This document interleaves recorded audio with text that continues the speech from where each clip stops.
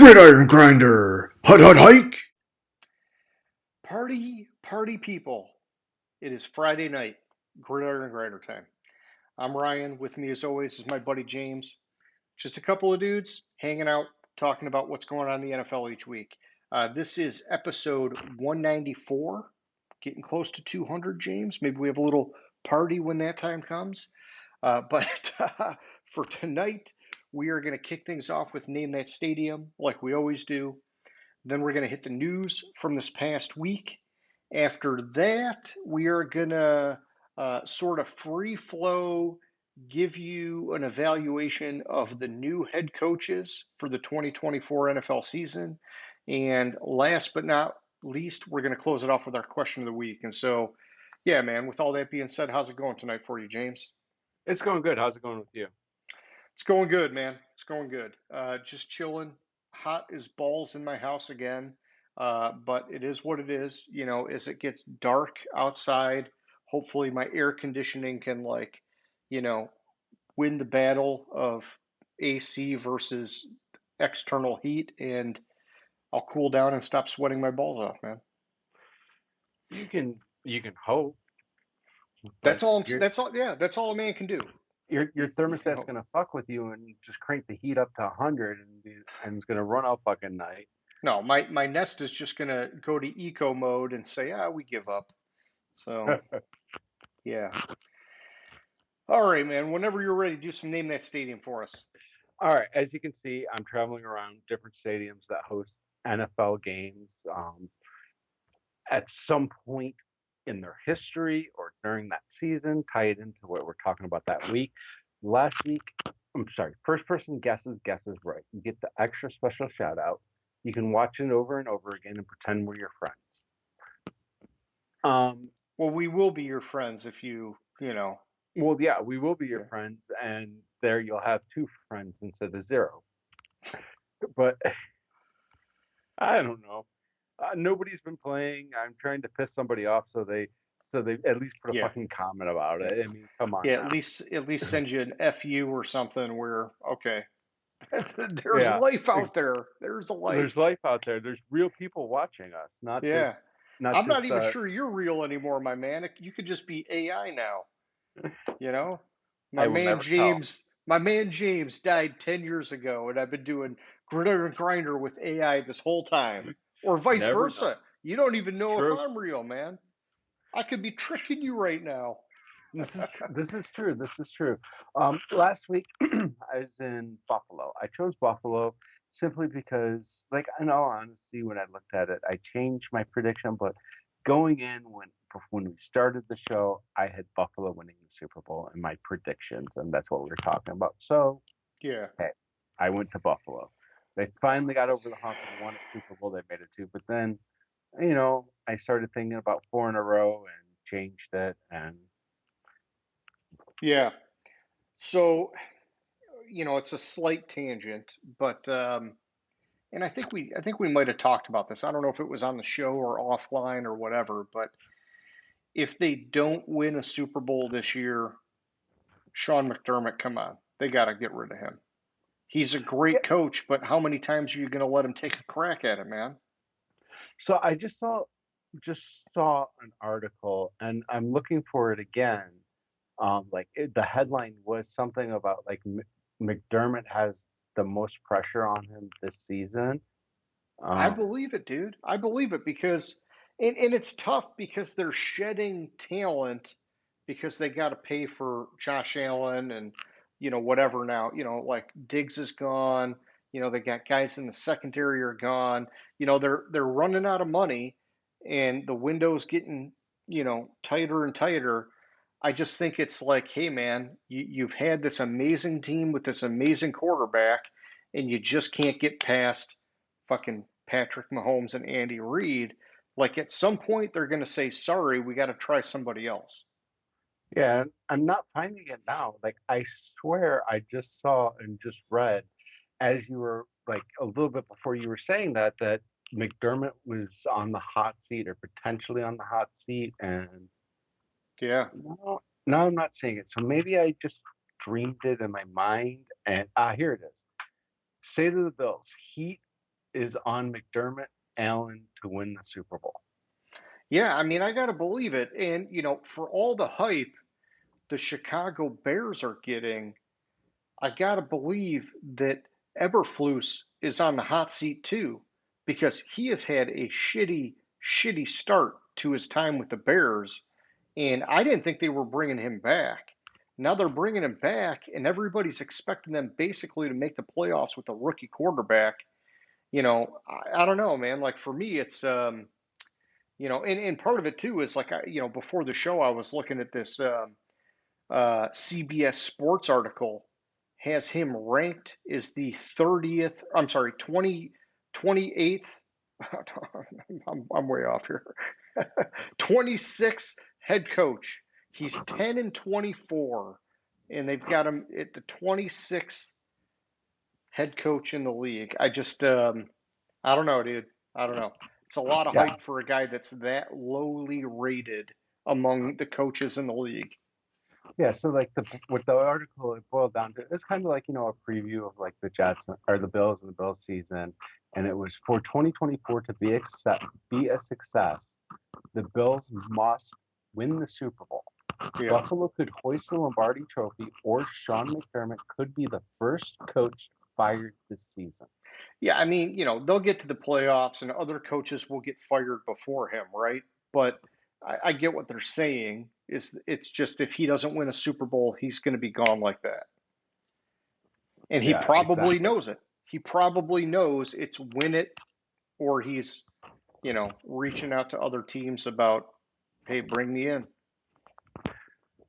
Yeah, and they're like, well, you're a defensive-minded coach, and your team's biggest weakness over the last 7 years has been defense. I know, Something's but they wrong. they they had a pretty good defense. It They had a just pretty good defense, but like the defense is what let them down. well, against Well, Mahomes, yeah. well, kind of the defense and a fucking stupid ass decision not to squib kick the ball with 13 seconds left in Yeah. Kansas City Yeah. against Mahomes. Um, but I digress. Yes. All right. So yeah, that's name that stadium. Why don't we move on here, James, and let's talk about the news from this past week. Just kind of basically skimming through NFL.com. We're still in that time of year where it's just a lot of puff pieces. There's Mhm. guys talking about Jared Goff as an MVP candidate. Man, I would freaking jizz in my pants if Goff won the MVP. But how much are we going to talk about that? There's guys talking about. We were just talking about Josh Allen. There's guys talking about him being way more vocal of a leader this year. There's articles about James Conner. 1,000 yards is the floor. It's not the like. There's just so many things that basically mean nothing that are not tangible.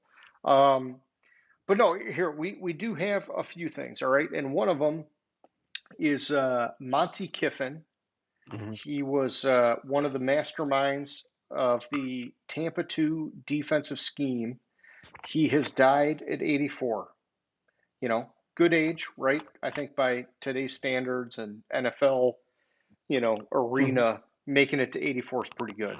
And Monty Kiffin, long resume, being in the league, doing a lot of great stuff. Like there was like decades where like everybody and their mom was using the Tampa 2, and so him being like one of the architects for that, uh, big time stamp on the NFL and the NFL's history. Yeah, big time.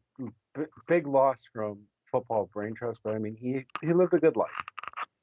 Yeah, for sure. And sucks he's gone. Rest in peace, all that stuff. But celebrate it. The guy was amazing, and you know, in a better place now. So, um, aside from that, this one sort of tangible, I guess. Talking about Bill Belichick, not so much his girlfriend, who's like 24 or whatever, and apparently he like just bought her a Mercedes, and she's a smoke show, and goddamn good for him. He can still get it up and all that kind of fun stuff or whatever. But he is joining the Inside the NFL crew on the CW network for this year. And so he's going to keep working. He's just not a coach. And then we'll see what happens after this season. We talked about it. I'm expecting him to be back, not not this year coming up, but the next year because he's so goddamn close to that all-time wins record. He's going to keep scratching to get a chance to get there. But this will keep him sort of like sharpening the sword a little bit, or the saw, however you want to say it. Evaluating teams, players, all that stuff for a year while he kind of like, recharges his batteries and starts like putting out his feelers on where he might end up. Yeah. He has Nah. no personality. Nah. No, he definitely has no personality, but the dude's been a fucking football genius for decades. True, but nah. Nah, it Meh. was Brady. Nah. All right, so the Titans have signed former Seahawks safety Jamal Adams to a 1-year prove it contract. Man, whatever happened to Jamal Adams? He was so amazing back with the Jets. And then he went to the Seahawks and was just like never even on the field, just hurt year after year. And I mean, I don't want to call him out and be like, hey, you're like a freaking, uh, I don't know, you're like a freaking DeAndre Swift kind of, fake injury thing or something. I'm sure it was legit injuries and things like that, but it's like, man, this was a guy that was like at one point, people thought he was like potentially the best safety in the league. Yeah, and then he got the big contract And and disappeared. disappeared. He had one good season in Seattle, really. Um, he he Yeah. got that 4-year, $70 million contract and just had the one good season. And he's also getting old. Yeah, and I mean, he was outplayed the entire time in Seattle by Quandre Diggs, the Hmm. former Lions safety. It's like, but I mean, he was a good story, typical Lions story. Guy, good for us, but not great for us. Leaves, becomes, one of the best safeties in the league, hypothetically, that nobody knows or whatever. But, nobody knows safeties other than people like you and me. So, minus Ed Reed back in the day, who can name a freaking safety? Not many people. No, not many. But I mean, he just kind of disappeared. Yeah, he had some injury issues.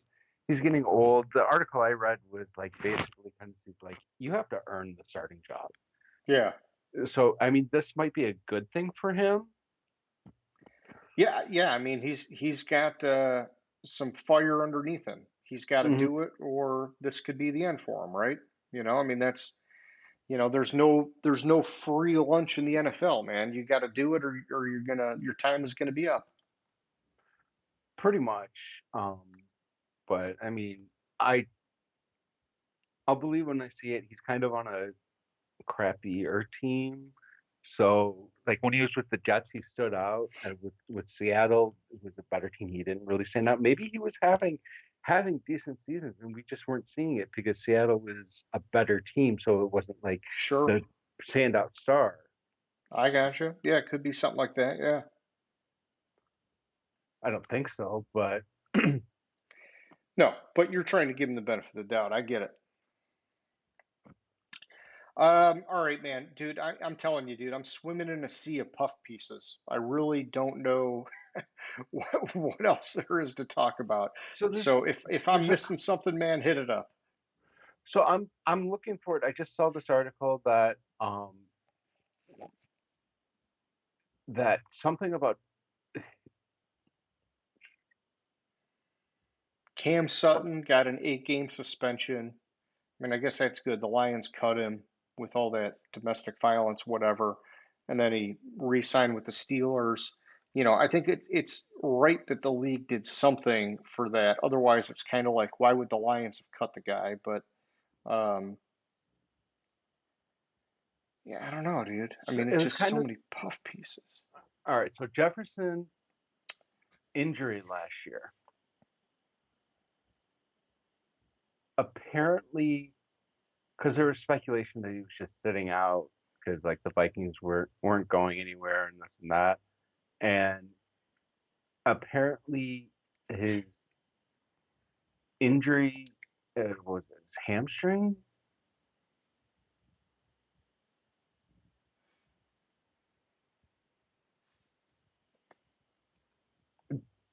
It sounds Jefferson had it sounds familiar.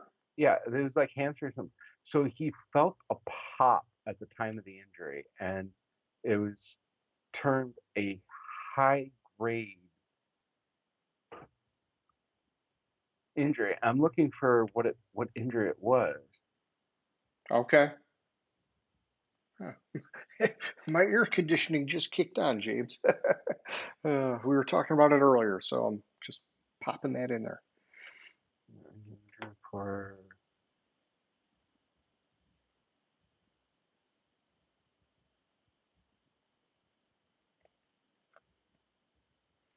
Yeah, and I mean, man, I just saw something that, I mean, it's a little puff PC, whatever, but the Titans, looking at what they did with their secondary, so, they had Amani Hooker, they brought in L'Jarius Sneed, Chidobe Awuzie, and then they signed Jamal Adams. I mean, hypothetically, if Adams can bounce back, that's a potent four-man defensive back, man. yeah, it No? is. No, it is. I mean, the I three for sure, Hooker, Sneed, and Awuzie, those guys are all really, really good, man. Of course, the rest of that defense has some question marks, but yeah. all right. So this one is a little weird. Um, Devonte Adams, not Devonte Adams. Devonte Adams. I got confused. Jamal. Anyways, Sure, yeah, a lot of Adamses. a lot of Adamses, and anyways, he said that he quote signed off on the benching of Garoppolo last year.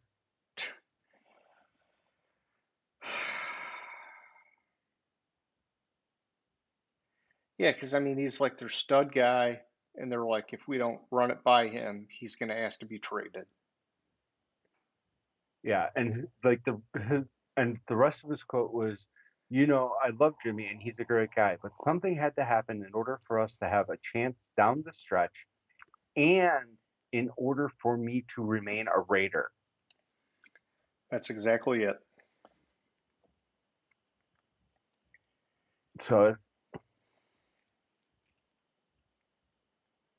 it's just like I don't understand why these receivers think they have so much fucking power. Dude, you're under fucking contract. You don't want to play? Fucking sit out. Sit on the fucking sideline. We won't pay you because you're not showing up. Yeah, See how you like that? yeah, And then what happens? Oh, your contract is suspended until you come back in. yeah, yeah. It's not like you're just going to go to another team. We still have the power over where you play and what you do. Yeah. And if you say you choose to sit out this year and you're under contract for one more year, well, in the beginning of next year, guess what, motherfucker? You're under contract for that year too. You sit Yeah, out that year. You're still under contract. You're still under contract till you fucking play the season. yeah. Till you honor it. Yeah. So, oh man, I just passed this one. Where the heck was it at? With the what was it? The Minnesota Vikings rookie Kyrie Jackson, cornerback, was Oh, killed in a car accident. He was among three people killed. I don't know the details of what happened there, and I don't really know a whole lot about Kyrie Jackson, but he was like obviously a just fourth, very sad no matter what. fourth, So, fourth or a fifth round pick. gotcha. Um,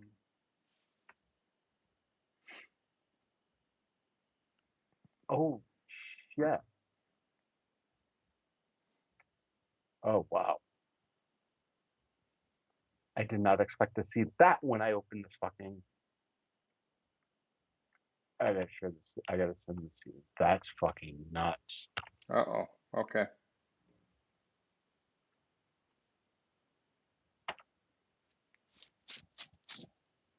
Just open it and look at the picture at the top. Oh man, you got me wondering. Okay. Let's see. The mangled car. half the vehicle completely ripped off, or the back half of the vehicle.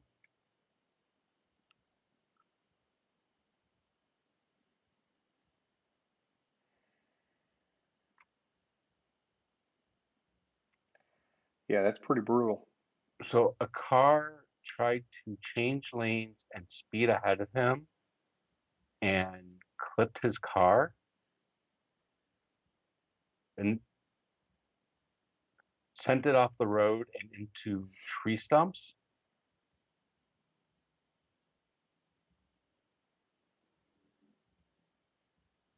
Oh, Yeah, likely believed that the other driver, alcohol was a factor. Geez, man. that's crazy. But that was he was a fourth round pick out of Oregon. That's a sad story. Why do you have to end the fucking news on a sad story? Let's come to a happy one. Yeah, give me something before we move on. Uh,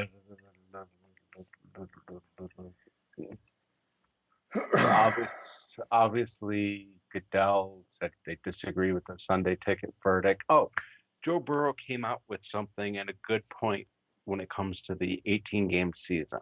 What's he saying?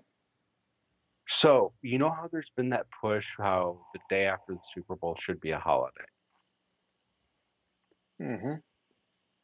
If you push it back 1 week, if you add a week and just push everything back 1 week, the Super Bowl will be the Sunday before President's Day. Okay. Which is not a holiday for a lot of like private employers, right? But I Right, but guess it if you're, could if but it could become a holiday because it is technically a federal holiday. So private employers could justify giving the holiday if they like football if if they like football. and they like to take the day off after the Super Bowl. Yeah. James, it's a nice thought, my man, and maybe there will be some kind of a movement to do that. But I don't know. All my time in the private sector, we never got President's Day off. So Yeah, but there's other stuff he said. Um,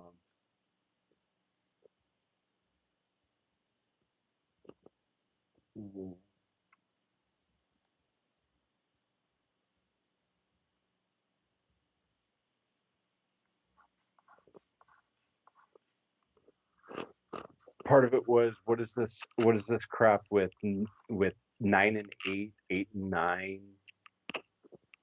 Um, what does that mean?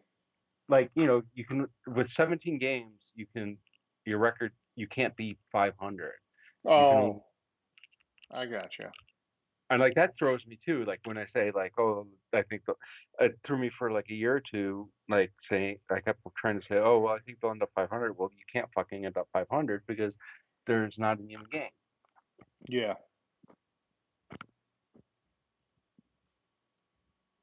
Statistics will be higher. of course. Yeah. Yeah, I mean, when they went to 17 games, everybody thought, "Oh my God, all these records are going to be shattered," and it hasn't been like a flood of new records like everybody thought. They're happening, but I think a lot slower than people expected.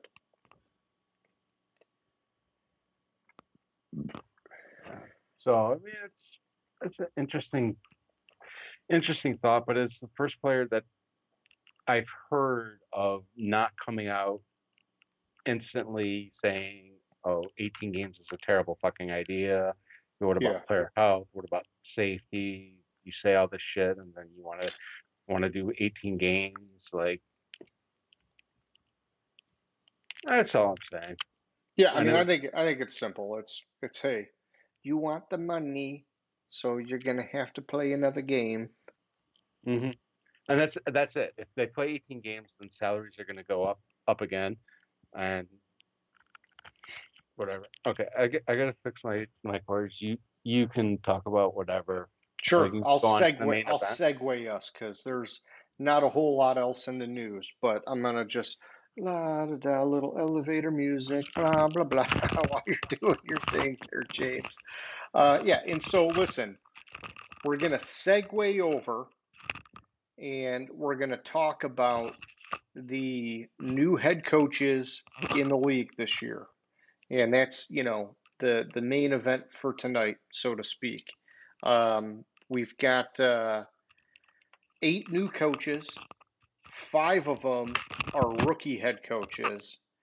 Even though I'm going to include Antonio Pierce in as one of the rookie head coaches because he was technically just an interim guy last year. But you know, it's just kind of a free flow. We're going to talk about each of these guys, some of their experience, sort of where we think they're going to fit in the league, and sort of like the pecking order, and what kind of a team they're inheriting, and all that kind of stuff. And so, um, you know, James, I see you still doing stuff there, but can you hear me, my man? Yeah, I can hear you. Sorry, my OCD was kicking in. I noticed my headphones was kind of tangled and like not the wire was not just fucking perfect and OCD kicked in. So I'm good. I can hear you. Hey, no biggie. All right, so before we talk specifically about any of these guys, I'm going to rewind to our episode last year, and I'm going to throw out some of the stats that we had from last year about rookie head coaches. And so, depending on the source you look at, there are approximately 7 new coaches each year. Hmm. There were 8 this year, which is a quarter of the league. That's big, man. A quarter of the league at the highest level of coaching is losing their job every year. That's fucking nuts. Right, but But all honesty, off of last season, you can make the argument that there should have been more coaching yeah, vacancies. it's just, it's that competitive of a game is what it boils down to, right? And so, Hmm. like, you've got to be amazing or you're going to get churned. And so going back to 2005, there were 3 seasons with 10 plus head coaching changes: 2006, 2009, and 2022. Looking back to 2008, you've got 71% of new head coaches also happen to be rookie head coaches. And so I want to make that distinction because this year you've got 8 guys, 5 of them are rookie head coaches, 3 of them are retreads. And so, sometimes a guy comes back around and, like Harbaugh, he's been out of the league for a little while, but he has been an NFL head coach before. And so then you've got another stat, which was from medium.com. This is one where I actually cited the source, but apparently a new head coach improves their team record by 63%. I'm sorry, hang on. Improves their team record 63% of the time by 1.3 wins. That's a weird stat. I mean, I don't even know what that means. 63% of the time, you're going to get an extra 1.3 wins. Okay. um, a That little means wonky. it's not exact. Like you really changing coaches gives you an extra win, Yeah. possibly. Obviously when you're changing coaches, you're at the bottom of the barrel, right? So, a good coach should be able to boost them a little bit more than that, but statistically and historically, they've not. But that's okay. It just goes to show once again how hard it is to win in this league. And so, the one thing that was interesting though that we covered last year was that 33rdteam.com had a stat that since 2013, 28.6% of new head coaches make the playoffs in their first year. That's kind of wild, man, when you Hmm. consider that most of the time they're only adding a win to their to their record. But one of those lucky dogs, he'll sneak into the playoffs. So, um, yeah, and then so collectively since 2013, first year head coaches have a win percentage of just 44%. So, they're new, and a lot of times they get a lot of hype, but historically they still end up having a losing record, which, makes sense, right? Because they're inheriting dog shit usually. Hmm. So, Um, let's see. What else did I But have? Oh, my question is what percentage of those head coaches that make the playoffs aren't inheriting a bad team, like a team that they just their coach wasn't getting them over the edge, you're talking about over the like the edge. Pete Carroll thing with Mike Yeah, like McDonald coming in? yeah, exactly. Like Mike McDonald, he's inheriting a decent team Yeah. that was in the playoffs 2 years ago, fell a little short last year, but but still like has that Yeah, they're core not a team dumpster that fire core there. team. I know what you mean. Or like Well, the article doesn't go into that kind yeah, of detail, but I know what you mean. or like a team where or like in all honesty, what's his face? Oh shit, with Mike Tomlin, like he won the Super Bowl like his first year, Yeah, inherited, inherited a team that was perennial power in the AFC North, won the Super Bowl a couple years prior to when he inherited them. Like yeah. so I mean there's other factors that might go into that than just the coach. That's all I'm saying. Like there's like for instance like Harbaugh and the Chargers, we would expect them to do good because they have the quarterback. Yeah, they got rid of the receivers, but they have pieces there. They have and Yeah, that two of he the can. best edge rushers in the league on defense. One of the top five, arguably, quarterbacks in the league. You know, if you're a coach worth anything, you should be able to do something just with the quarterback, man. Just with the Yeah. quarterback. How many teams only have a quarterback and they can do something if it's the right quarterback? Well, the best thing that I keep hearing is there's two types of teams in the NFL. There's the team that has a quarterback and the team that doesn't. Yeah. That's how important that position is. Like, do you think Belichick would have won all those Super Bowls if they didn't have Brady? I mean, maybe one or two, but not I said not all. all of them. I mean, without Brady, prior Yeah. to prior to Yeah. Brady, Matt Belichick Castle was might have a got him head over coach. the hump for one if you would have stuck with him for a few years. Right, but what I'm saying is prior to having Brady, Belichick was sub 500 as a head coach. Quarterback's important, man. Yeah, that's all I'm saying in that. Like, there are instances where the coach makes a whole hell of a lot of difference and gets a lot out of the players that are already there and that the other coach wasn't. But also, the coaches that make the playoffs, I wonder if most of them inherited decent teams. Yeah. I mean, most of the time you're inheriting dog shit, but Yeah, sometimes, there's that lucky chance. It's like we talked about earlier.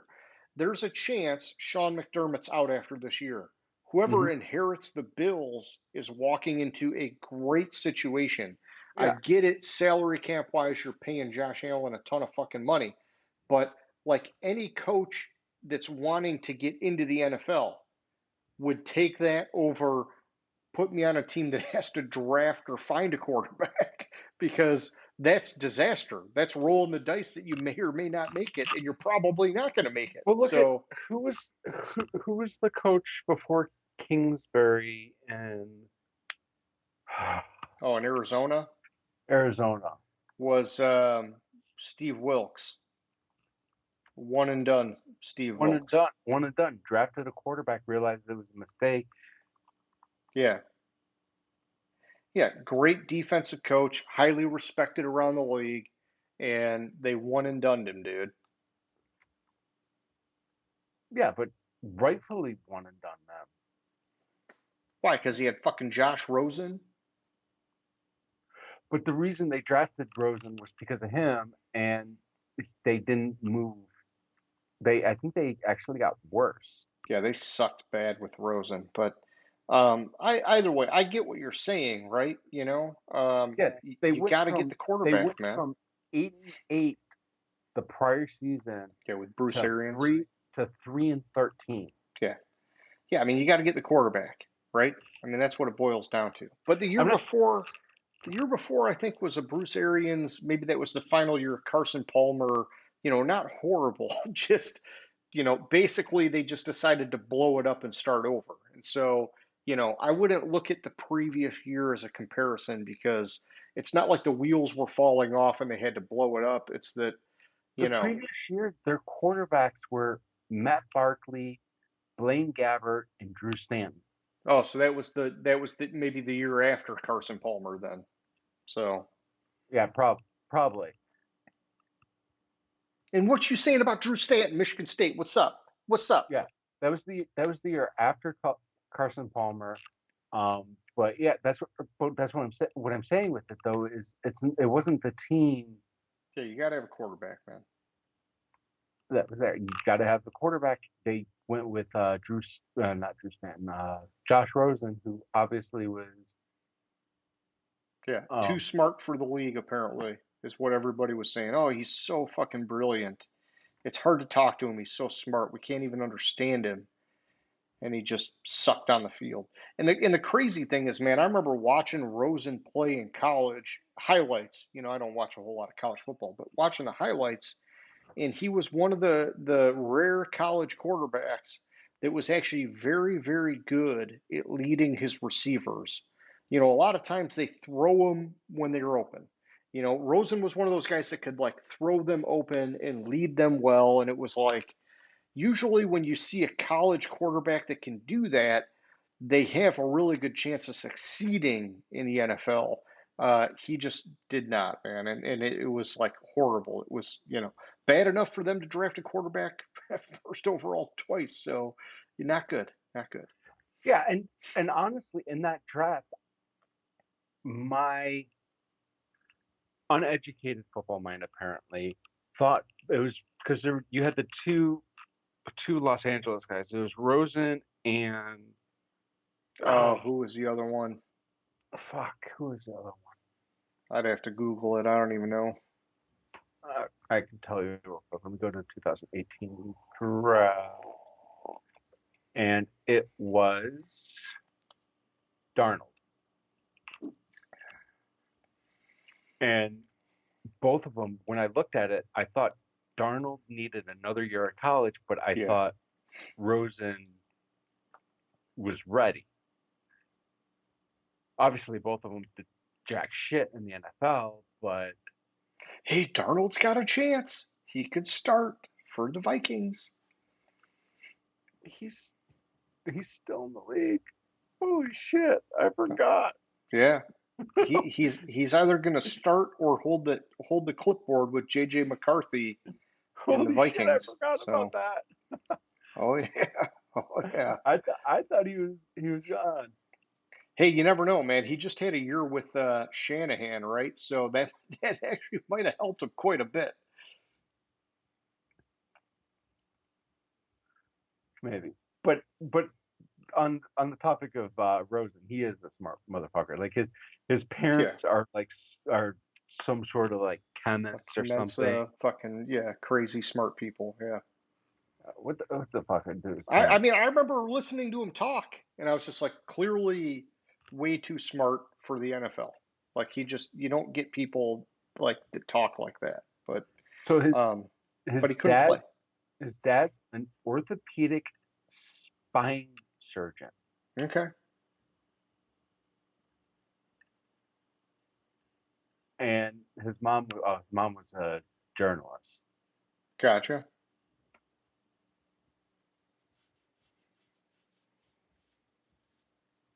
Apparently, though, he's the great great great grandson of Joseph Wharton, who started the founder of the Wharton School at Penn, Okay, and apparently related to also people that somebody that has to do something with started Cornell. hmm.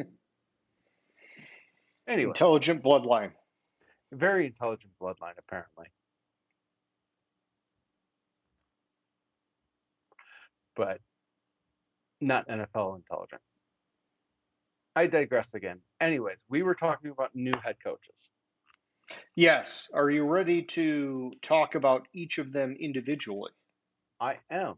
Okay. How do you want to do it? How do you want to start it? So, I thought what we would do is, we'll be jumping around a little bit, but I kind of have a method to the mayhem, which is Okay. let's start with Antonio Pierce since he was an interim coach last year and he's being, for all intents and purposes, promoted to the full-time head coach job. And then I thought after him, we would go to the retreads, and then we would do the brand spanking new head coaches that haven't been head coaches in the NFL before. Does that sound good? I'm good with that. All right, so yeah, Antonio Pierce came in last year. The Raiders sucking dick, having all sorts of fucking problems. Made him interim head coach, and he went 5-4 over his 9 games as the interim coach, which was like a miracle, right? We all thought the Raiders like stick a fork in them. Josh McDaniels was so bad. The talent was leaving the team, and everything he was doing was just it was just bad. Uh, but he obviously won the team over. Max Crosby at one point, I'm referencing an article on Deadspin.com. Max Crosby threatened a trade request if they didn't hire him as the head coach, which, I mean, the guy did great, man. He did great. I think a lot of people thought it was a little early for him to get a head coaching job. Maybe he needed a few more years as a defensive coordinator to get some of that seasoning before he got there. But sometimes it's just like lightning strikes at the right time, right? And so I like that they brought him in. I liked him as a player years ago. I think a lot of players respect the former players as head coaches, and at the same time, I do worry because I do still believe the Raiders roster leaves a lot to be desired. Um, can he improve upon the 5-4? It's going to be tough with Aiden O'Connell and Gardner Minshew as his quarterback options. But I do like what they did. They beefed up that defensive line even more, which is his strength. And so, there's a chance. It's just a very tough division in a very tough league. And so we'll see where it ends up, man. What do you think about Pierce? Well, there's a couple things in this article I came across. First of all, our buddy over at Sharp Football Oh, sure. ha- has him rated as the 30 number 32 coach in the league. Yeah, yeah, and some of these are all across the board, right? So like CBS Sports has him at 28, but then all of a sudden, Sporting News ranked him as the number 5 of the 8 new head coaches, and so it's like, it gets bounced around, and I think that Antonio Pierce is maybe one of the more polarizing of the coaches that we're talking about in terms of, some people have him a lot higher, some people have him a lot lower. Yeah. And another thing, I think things that concern me, and this article I found on NBC Sports talked about it, didn't give the record, but the thing that popped in my head when I read this on NBC Sports wasn't Freddie Kitchens a successful interim head coach? You're talking about going, uh, what was he with the Browns? Or no, Yeah, I'm thinking, yeah, with the Browns. with the Browns. Uh, yes. And and what this article says, and I'll quote this article: running it back with successful interim coaches has been an almost guaranteed recipe for failure. Yeah, Deadspin's saying they only win 43.5% of the time in the next year. Right. But then the article goes on to say Davis might not have had a choice because he's currently paying small fortunes to coaches no longer in his Oh, employ. yeah. Well, yeah, I'm sure he's still paying Gruden despite the lawsuit. I'm sure he's still paying McDaniels, yeah, yeah. So that's fucked up, but yeah. Yeah.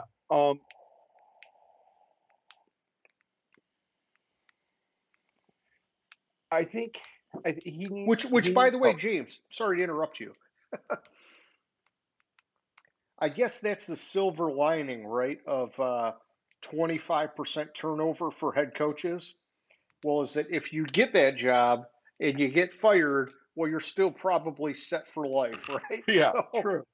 True, but he does need help, and he did. He was 5-4 with the quote backup quarterback, but going into last season, I was talking up Aiden O'Connell. I thought yeah. he looked really good in the preseason. I thought he could have been the starter and could have won the starting job over Garoppolo actually But in it the was, preseason. but it was the defense that got him to 5-4 with Pierce, man. Yeah, no, I know. I'm just saying, like I'm Yeah, not. Aiden O'Connell could be, he could be, develop from year one to year two and actually have this be a team that's way ahead of schedule from what anybody thinks is, I think, what you're trying to get at, right?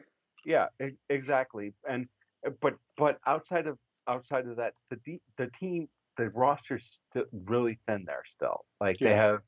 they don't have much good pieces there, which is going to be probably it's really setting, and it's set to say Antonio Pierce up for failure. Yep. I gotcha. Yeah, They that didn't could be do it. rough. They didn't do him any. They didn't give him any help in the offseason and free agency, and the draft didn't really bring in much help to shore up the roster. Well, And yeah, they did it's bring going in to wear off. the D tackle from Miami. What's his face? And I just remember that was one I was super fucking fired up about because that's going to bolster that defensive line like crazy. But I know what you mean. Aside from that, man, I think there's a lot of holes to poke in that roster. Yeah, and that's my concern with it. I liked Pierce, like you said, I agree with you. I liked him as a player. I think he has a chance to be a good head coach. I just don't. If I was him, I don't know if I would have wanted the Raiders job with that roster. Yeah, I mean, geez, could you do that if you're an interim coach? Like interview elsewhere? I mean, I guess you could, right? Because it's no guarantee you're going to get the full-time Yeah, job. Oh man, I don't remember him interviewing anywhere else though, like shopping it out. Um, and I guess if you're in that position, you probably, man, it's a slippery slope, right? Because you don't want to like piss him off or offend him or give him a reason to not bring you back. But at the same time, right. you But want to you want to hedge your bet because you might not you get want the to gig. hedge your bet, but also you Yeah, want you don't want to just take any head coaching job. Go be an assistant. You yeah, can be still fall selective. back on Be you can selective. fall back Yeah, on I was 5-4 with that Raiders team as yeah, the interim coach, and my defense or my yeah. My defense was lights out. Bring me in. I'll run your defense. And if yeah, your fucking head coach has a heart attack, you got me to fall back on. exactly. And then find that job that's going to Yeah. be just right for you. Yeah, because I mean, the other side of it is, let's say he doesn't interview elsewhere and they don't give him the head coaching job. It's almost a guarantee that he's out, right? Because the new coach is going to want his guys. Uh-huh. And so it's like, But oh that's what man, that's what that who was the guy before he took over for Josh McDaniels? McDaniels, yeah, Who and was the guy McDaniels took over before for, well, the guy that like replaced Gruden in that one interim year. successful interim head coach? Yeah, Oh, what the fuck was his name? I don't know, but nobody thought that guy was getting the job. But I he think did I the think same. I think He did Pierce had a legit shot of getting it. That guy, nobody in the world thought had a shot of getting it. right. But what I'm saying though with it is Pierce did the same thing as that guy did the same thing as Pierce did, and what the fuck was his name? I don't even remember. I kind of remember what he looks like, but um, It was a weird ass name too. yeah, All right. So let me see. McDaniels was there for 2 seasons. So Bisaccia. yeah, Bisaccia. and he was their coach for the Rich Bisaccia. 2021 season, and he was 7-5.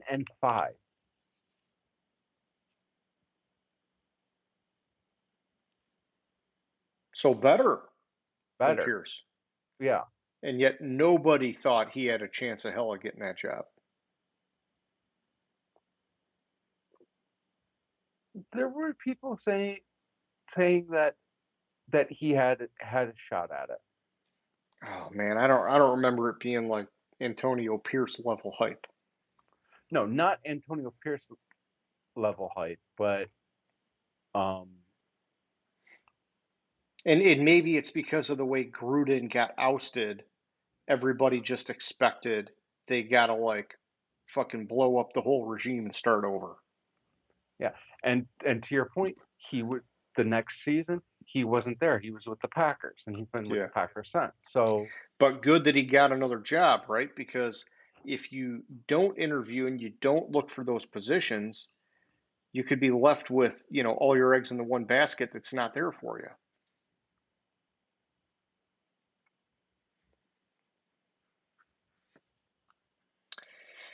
he was All the right. All right, first. man. So, Okay, okay. He was the first interim. Bisaccia was the first interim head coach since Bruce Arians with the 2012 Colts to lead his team to a postseason berth.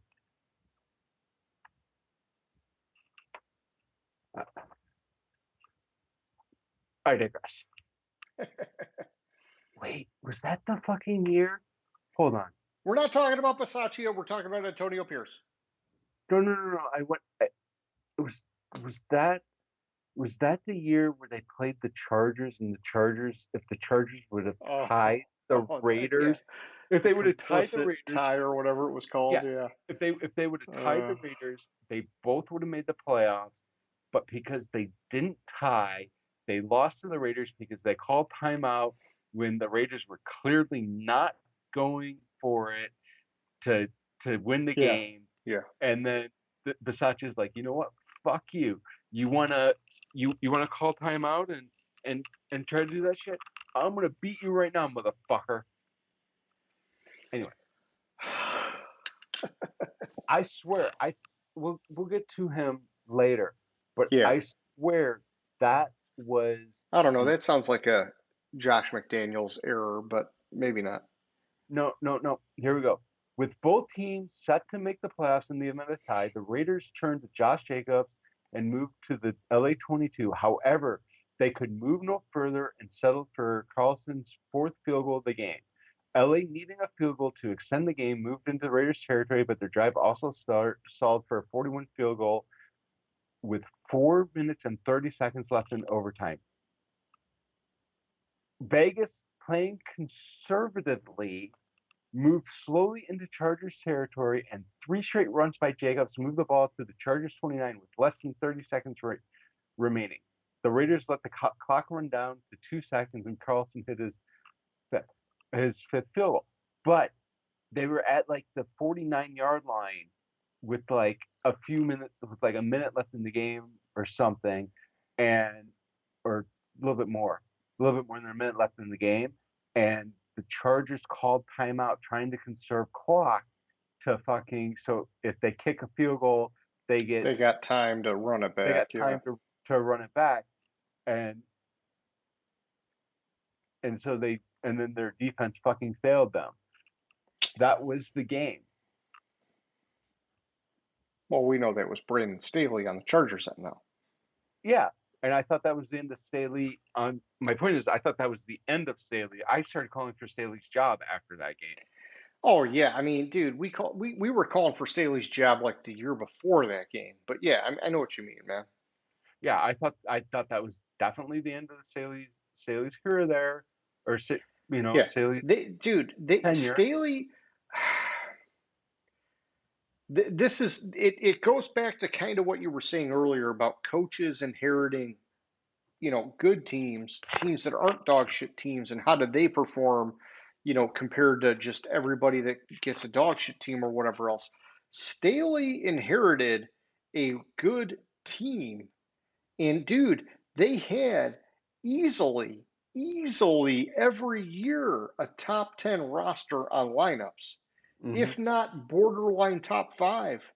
And they fucking did nothing ever. And it even goes back way before him. It goes back to the Philip Rivers days, man. They had serious talent on that team and fucking just could never get over the hump, man. Yeah, he and of course they were 7-9 the year before Staley took over. But the point of it was they had just drafted. That was Josh Herbert's or Justin Herbert's first year, Yeah, and he lit it up as a rookie. and he was offensive rookie of the year. In 20 the following year they were 9-8, then 10-7, and then 5-12, and he got fired in the middle of the season. Yeah. And also the interim head coach didn't win a fucking game. Yeah, and by the way, he was supposed to be a defensive mastermind, and they were winning on offense. Hmm. They were sucking dick on defense, especially against the run. Yeah, but the Staley hire was one of those. You've talked to um, Sean McVay, you're hired as Yeah, my head basically. Yeah, yeah. Yeah, hired. yeah, and you only had 1 year as a defensive coordinator under Sean McVay, but you had Aaron Donald and you were like the top defense, and so we just trust that you're going to be amazing. Yeah, if you go back in his career, like I mean, in the pros, he was a linebackers coach before he became the Rams defensive coordinator, and you had that fucking awesome defense there. Yeah.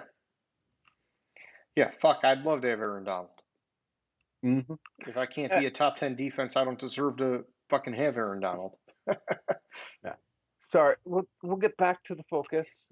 All right. It's a little side trip with why we're talking about Jim Harbaugh is in a little bit. Yeah. I mean, we should just talk about Jim Harbaugh because we're doing retreads now, right? Ah, yes, I thought we were doing it the other way, but that works. Yeah, In my I thought mind, we I thought we'd do the interim, then the retreads, then the fresh rookie head coaches. And so, yeah, let's just we'll stick with the Chargers and we'll go to Jim Harbaugh. And so, Harbaugh has a career record in the NFL of 44, 19, and 1. That is pretty fucking phenomenal, man. He's 5-3 in the playoffs, 0-1 in the Super Bowl. Um, but I tell you what, that's a great record in the NFL to be coming back into the NFL with, right? So, and obviously he just won the college national championship with U of M.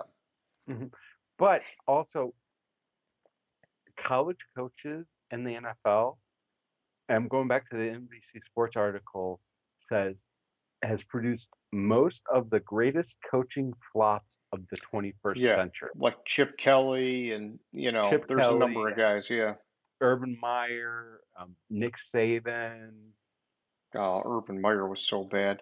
See, I thought Saban could have gotten there if he would have stuck with it, right?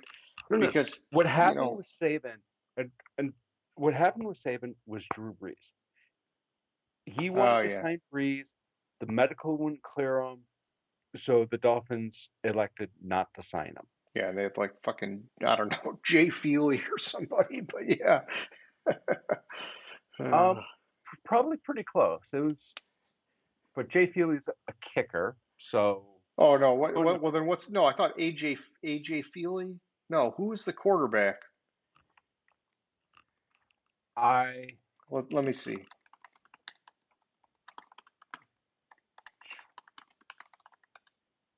I don't Let's, remember. now now I'm very curious of where that name is coming from in my head.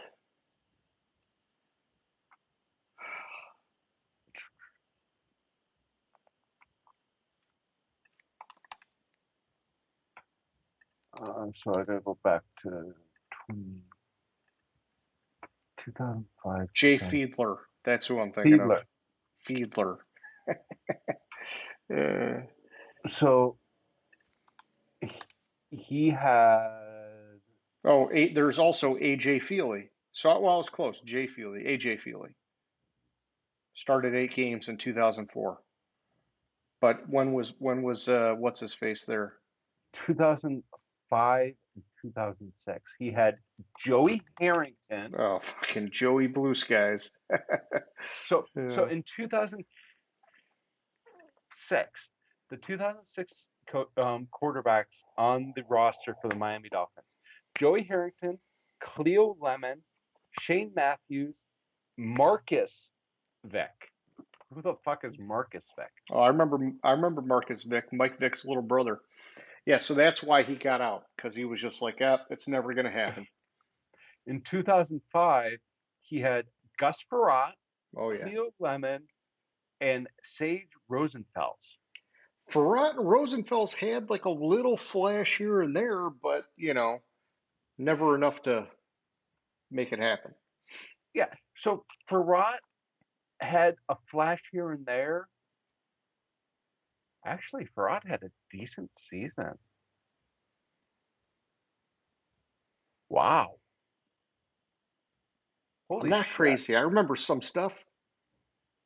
He had he had a 52% completion percentage, Yeah, and that's in 50 an era where they didn't really air it out like that, right? So almost 3,000 yards passing. yeah, in an era where probably 3,500 yards was amazing, right? So Yeah, 18 touchdowns but 13 interceptions. that's pretty goddamn good, man, for a guy that nobody was expecting to be a starting quarterback. Hmm. Prior to that, he had, oh shit, I forgot about that. I forgot that Pratt was on the Lions. Oh man, oof.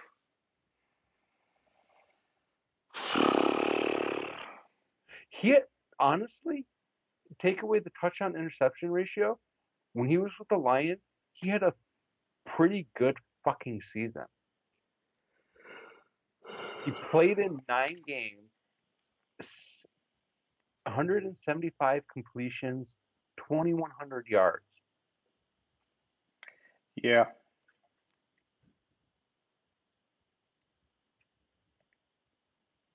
air that shit out, James. Anyway, All right, back to all Jim right, Harbaugh. Back Jim to Jim Harbaugh. Harbaugh. So, yeah, the Chargers, Harbaugh, the record, blah, blah, blah, blah, blah. We know, obviously, Jim Harbaugh is an offensive minded guy, right? And he did a lot with Alex Smith with the 49ers. He did a lot with Colin Kaepernick with the 49ers. Uh, but, and honestly, I remember when he went to the 49ers, I felt like he was in a great situation because he inherited an amazing defense, okay? Mhm. But what we saw with Harbaugh at U of M is that he built an amazing defense as an offensive minded guy. And he built an amazing running game as a quote unquote quarterback whisperer. And so this is where I really have a lot of faith that the Jim Harbaugh experience in Mhm. Los Angeles for the Chargers is going to be good No. because if he was just going in to purely focus on Herbert, I would say you're going to fuck it up. And a lot of times new coaches come in and they're like, ah, man, we drafted this quarterback and we haven't gotten the playoffs. You need to come in and make this quarterback amazing. Harbaugh's coming in saying, I'm not even worried about him. In fact, we're going to get rid of his top two guys because Hmm. our salary cap's fucked. We're going to focus on defense, running the shit out of the ball, and he's going to get us over the top by being highly efficient and effective where and when we need him, keeping the defense on their toes. I like it already, dude. And it's crazy because in the last run, I was not a Harbaugh fan. In this run going into it, I'm actually rooting for this guy, man. So here's the thing with Harbaugh. Harbaugh really picks and chooses his um his teams when he goes to a team. I'm going to take out his first coaching job at Stanford, which he did fucking phenomenal there. They only went from 1-11 prior to him to 4-8. I told you this before. When he took over the 49ers, they went from 6-10 to 13-3. Yep. And if you look at the additions to um, to the team, it's close to the same team, except for they drafted Kaepernick that year. Um, I know, but they had a really good group of guys on defense, and they were going from a defensive minded head coach to an offensive minded guy. I think they had Frank Gore, and maybe that was the Michael Crabtree era with Alex Smith at quarterback they had and Frank Vernon Gore, Davis at tight end. Crabtree, Ted Ginn Jr. Um, on deep, they still had Vernon Davis at tight end. They still had they Yeah, had the so defense he was took the over same a team with a basically. lot of talent. Right, but that's what I'm saying. Like he kind of picks and chooses it Yeah, because like Michigan, he went home to Michigan and took them instantly the following. yeah. They went Which from 5 Michigan and 7 always has a to 10 and 3. phenomenal recruiting class, even though they're in Michigan, which, most people don't want to come to Michigan because it's not like fucking South Beach and all that fucking whatever shit, but you know what I mean. Right, but if you look at the landscape of college football, Michigan, who plays in the Big Ten is a defensive minded Yeah. and like kind of run the ball, Historically, yeah. historically defensive minded and run the ball. 3 yards in the cloud of dust basically was created in the Big Ten. Yeah. Oh yeah, that was what are we talking about? Bo Schemblecker back in the day? Yeah. So but he went there, and I mean he went home to Michigan because that's where he played college Yeah. at. And he took them from 5 and 7 to 10 and 13. So I like, and last year, was it last year or the year before? Um, he was rumored to be going to Minnesota. Chose not to go to Minnesota. Like he seems to be very selective, and he's not going to Yeah, take and a some job. people some people, you know, hypothesized that he was interviewing with Minnesota just to rework the deal with U of M, which ended up Well, happening, I right? would, So, I would, I would have fucking reworked the deal with U of M too, yeah. because after some of the shit that happened the previous Oh year, yeah. what U U of of M M did to his ass. every year they were putting him on the hot seat. Well, no, like they they gave him going into the 2020 season, no, 2023 season, 2022 season, one of the seasons, going into the season before, whatever it was, 2022, because it was the season before last year. They basically told him, "We're going to pay you less this year, Yeah. and you don't like it. There's the door." Yeah, and he took it. And he took it. So I don't blame him for interviewing with Minnesota to kind of put pressure on Sweeten the Michigan, pot, man. sweeten the pot. Um, I don't blame him at all for that. I I don't think, either, dude. I don't either. but I also think that I don't. If that was the case, I don't think that was the case. I think he was he's wanted to get back into the NFL since he left the I 49ers. know, but going back to that Minnesota thing, it was wonky, right? Because when he turned him down and he went back to Michigan, he said he would never interview for an NFL head coaching job again. That to me was like, don't say shit like that when you don't have a crystal ball and know what the future is going to bring, right? And Hmm. let alone a year later, he's fucking taking a job in the NFL. Right, but also like the one thing that is um, is like probably the best thing on his resume is the coaching job he did in Stanford. Stanford, Yeah. not necessarily known as an athletic school. Yeah, was he the coach with I'm drawing a blank, but yeah, go ahead. Yeah, yeah. Um, coach with that's gonna I'm gonna wonder what you were saying there. I was thinking of a player back then, but I think he had McCaffrey at Stanford. no, he didn't have McCaffrey. He was before the McCaffrey era. But um, I was trying to think of what his big guy out of Stanford was, because um, fuck, man, I don't know. Now I got to look it up while you're talking.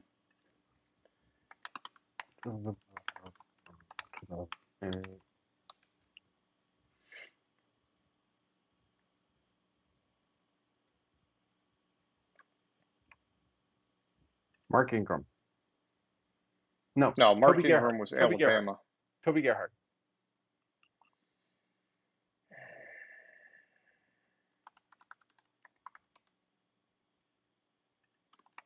Andrew Luck. I was just about to say Andrew Luck, but I for some reason I thought Andrew Luck was after. But all right, Andrew Luck was the Jim Harbaugh era at Stanford. Yeah, did he? I think he split. 2011. Yeah, 2008 to 2011. So his senior year was Harbaugh's. Was Parlay after year to the Harbaugh. NFL. 2011 was Harbaugh's first year in the NFL. So yeah, so Harbaugh got out right before peak Andrew Luck. So he used that as like a springboard. Not that he needed it because he was already good without Luck, but obviously Luck's ascendance probably only helped. Right, but also what I was saying with him was took Stanford from a not really known for football Yeah, and to maybe doesn't get Andrew Luck if Harbaugh's not there. a team that was winning the Orange Bowl and in the hunt for the Pac-12 championship. RIP. Um, I say that because the Pac-12 doesn't really exist anymore. Gotcha. All right, But so yeah, what else do you want to hit on Harbaugh? I think Harbaugh has the is going into the best situation. Yeah, I mean I mean we talked about it. He's got arguably a top 5 quarterback. Mm-hmm. Any new head coach would like jizz their pants for that opportunity. Yeah, and back to the Pac-12. It's now the Pac-2. Pac-2. The Pac-2. It's got a good jiggle. Pac-2. Oh, jeez.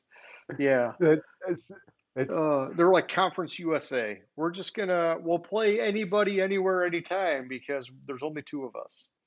Although yeah. Conference USA had more than that, but yeah. The only teams remaining nobody wanted Yeah.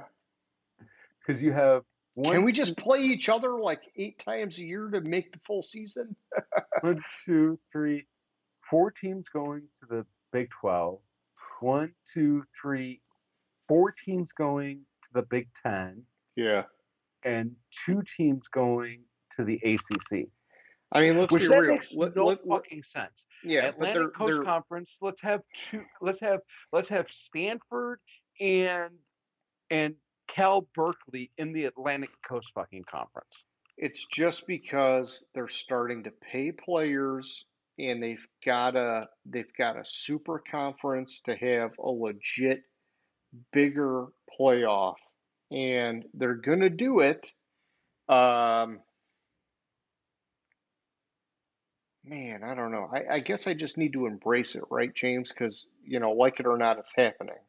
I was a traditional kind of guy that liked you go to college to get an education because like 99% of you are going to have to get jobs, right? So, Yeah, I don't understand what the fuck Oregon State and Washington State are gonna do. yeah. But they're just going to like basically float in and out of anybody's schedule that wants them. It's just how it's going to be. Yeah, And like they're then, based. No, they're it'll be whichever one beats the other one wins their fucking conference. so it's basically they're from what I'm reading on it, they're doing a reverse merger with the Mountain West Conference, Okay. where no, I'm sorry, 2024 and 2025 academic year It will operate as a two-team conference. Yeah. And they're hoping they probably play a bunch of the same teams so they can be like, okay, if one beats the other, because we can only play each other once, then I guess it's, based on common opponents who has the best record to win the fucking conference. Well, if they can only play each other once, then the winner of the head-to-head match up should win the fucking conference. But if you only got that, then there's no point playing the rest of the season. Well, the point of playing the rest of the season is to make the bowl games. So, all right, so maybe you have that be the last game of the season so that it's all on the line.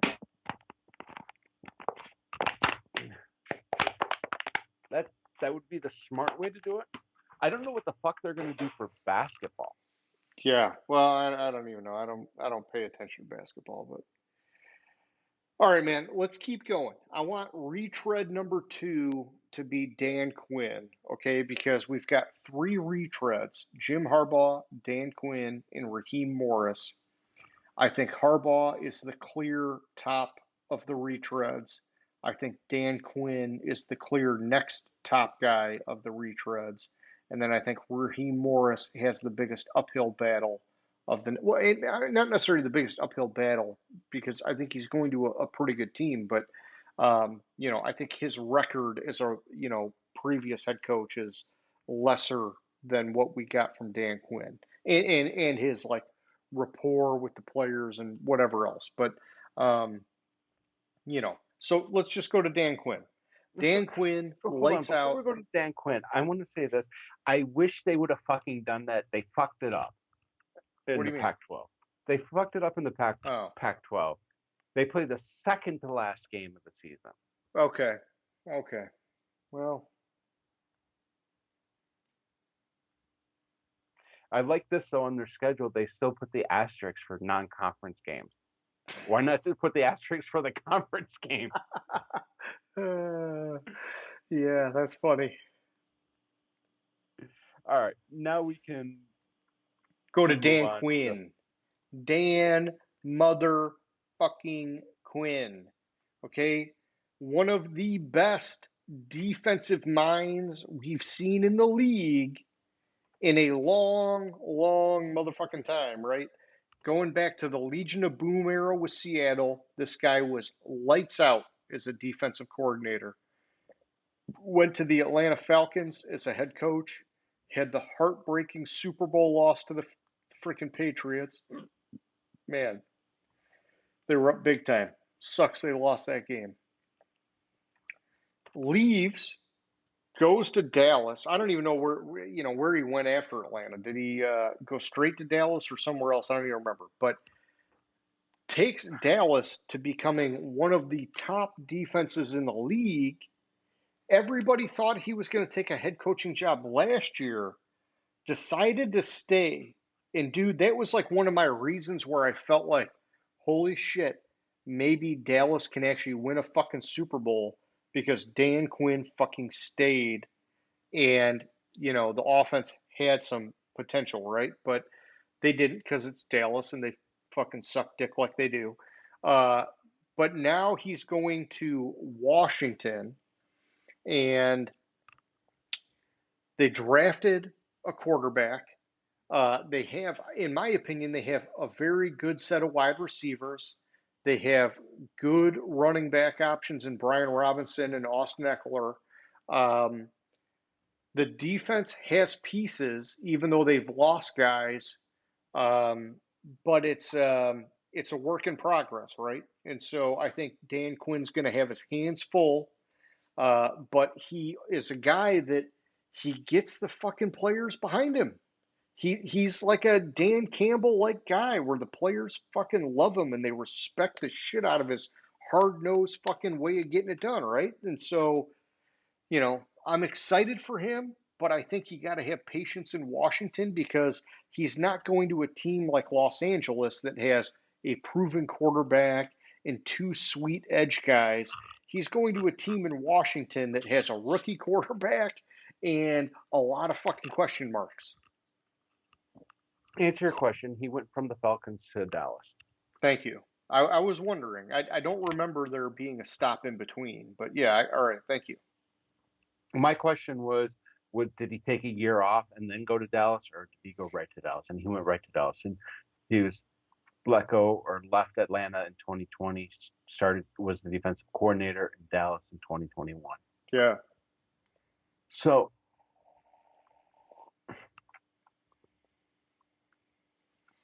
Washington, when you're hiring a new head coach and your previous head coach is Also a not defensive minded guy. your previous head coach is not working out or didn't work out, was a defensive head coach, you would think that you might hire somebody, I don't know, a little bit different, maybe close to the opposite of your previous head coach. Well, especially if you're drafting a quarterback, maybe get an offensive mastermind, right? Yeah, you would think, but nope. This is just Ron Rivera 2.0. Ooh, you think that's how it's going to be? I'm saying that's who they hired is Ron Rivera 2.0. All right. So who did they bring in at offensive coordinator? I guess I got to look that up. So with the Falcons, the reason he was let go was because without Shanahan and then Sarkisian, they won 7 games a year. I know. All right. Oh, so they brought in Cliff Kingsbury. Who couldn't win As a head coach, as a head but coach. but he's regarded as a phenomenal offensive kind of mind. And so I think if you're Dan Quinn, where your strong suit is the defense, get the best possible fucking guy you can to coach up your rookie quarterback in that offense. And so I don't know. I'm hopeful, James. I'm not saying it's going to work. I'm just saying I'm hopeful. But like I said earlier, I think you got to have patience, right? Because Washington is a work in progress. So, But they have a new owner, but new ownership group. I think they had a great off season. It's just year one of starting over is what it is. I like this the in this NBC Sports article. I like this kind of knock at Ron Rivera Sure. where it says some rise above their QB situations. Others cycle through Alex Smith, Taylor Heineke, Sam Howell, etc., until the inevitable pink slip arrives. Uh, Quinn displayed all the signs of that in Atlanta. yeah, but he can't now because he's got fucking Jaden Daniels.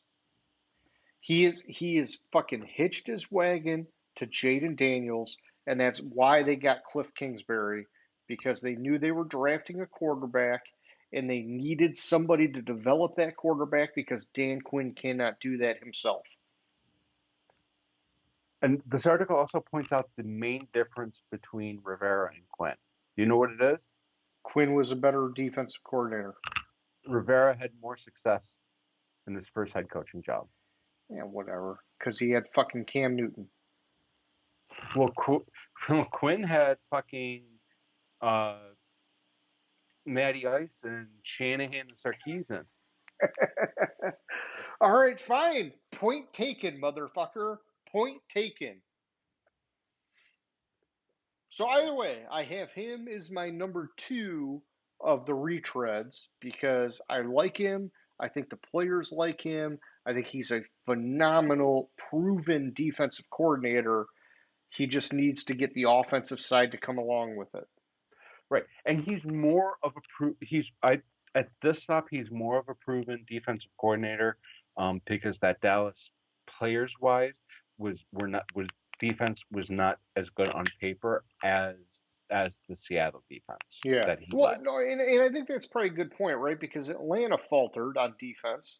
He never got Atlanta's defense to be a top five unit, but he got Seattle there and he got Mm-hmm. Dallas there. And so it's like he can do it, but, I think Atlanta, you had Matt Ryan and, they had so much going on. I don't know whatever happened there. It was his first time as a head coach. Hopefully he's learned from that run and he can rely more on Cliff Kingsbury with the offense while he fucking makes that defense badass. Because that's what these guys need to do. Focus on your strength, have somebody else compliment you. All You right. can't you can't just fucking flip the switch and be a fucking great offensive guy. Yeah, another knock on Quinn. He is the second retread because the second number two retread because the other one is the other Raheem Morris. Raheem Morris, and that was a what the fuck are you doing kind of hire. But this quote here from this is CBS Sports says his teams are feisty, but he hasn't led a winning season as head coach since 2017, before his old Falcons fizzled to 18-23 from 2018 to 2020.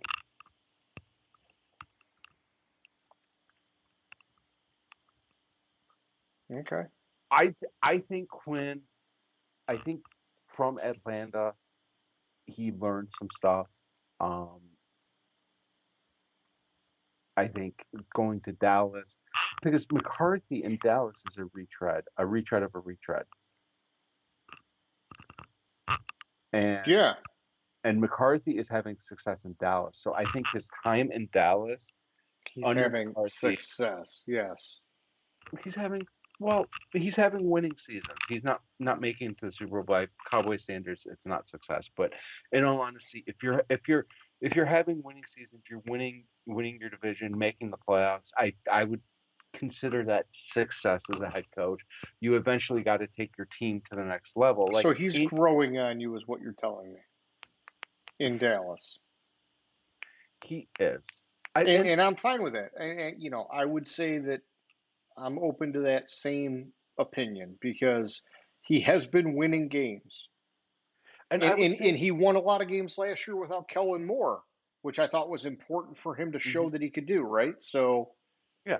And also, I like you could say Andy Reid had success before he had Patrick Mahomes and finally won the Super Bowl. yeah.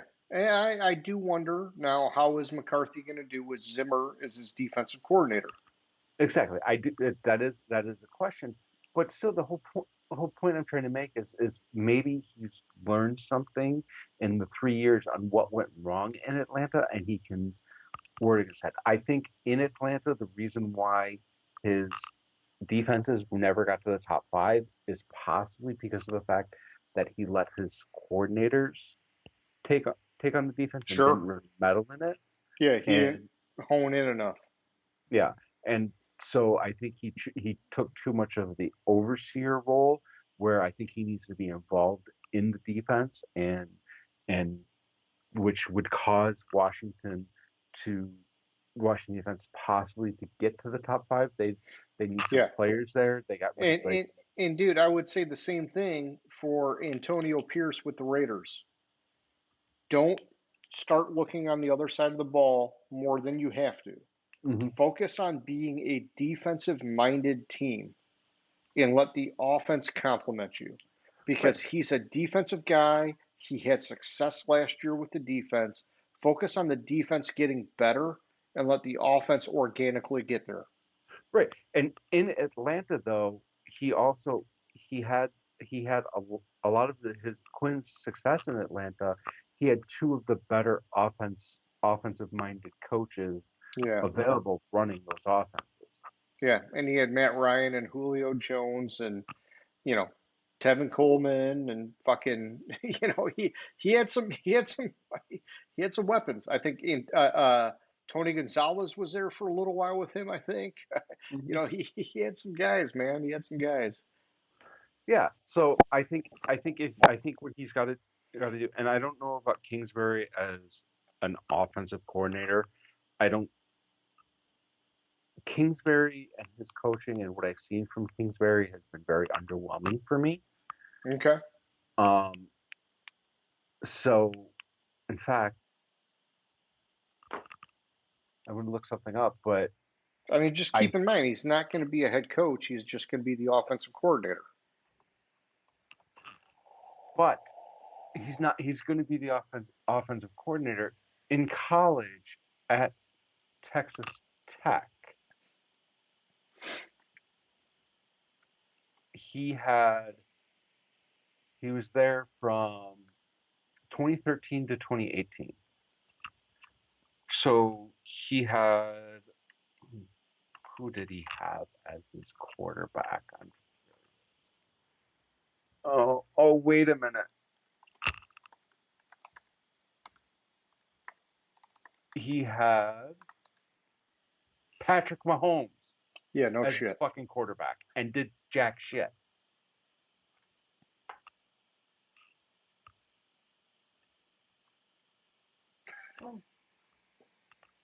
That's what I'm saying. All right, all right. So yeah, it's an uphill battle for Dan Quinn, is what you're It's, a, getting at. it's an uphill battle for Dan Quinn. I hope that he does have the success. I just think I don't think he hired the right offensive coordinator. Okay. Well, let's go to our last retread. Let's talk about Raheem Morris. Okay. And I was a little bit surprised that the Falcons took Raheem Morris over Bill Belichick. Just being totally honest. Raheem Morris, 21 and 38 as a head coach in the NFL.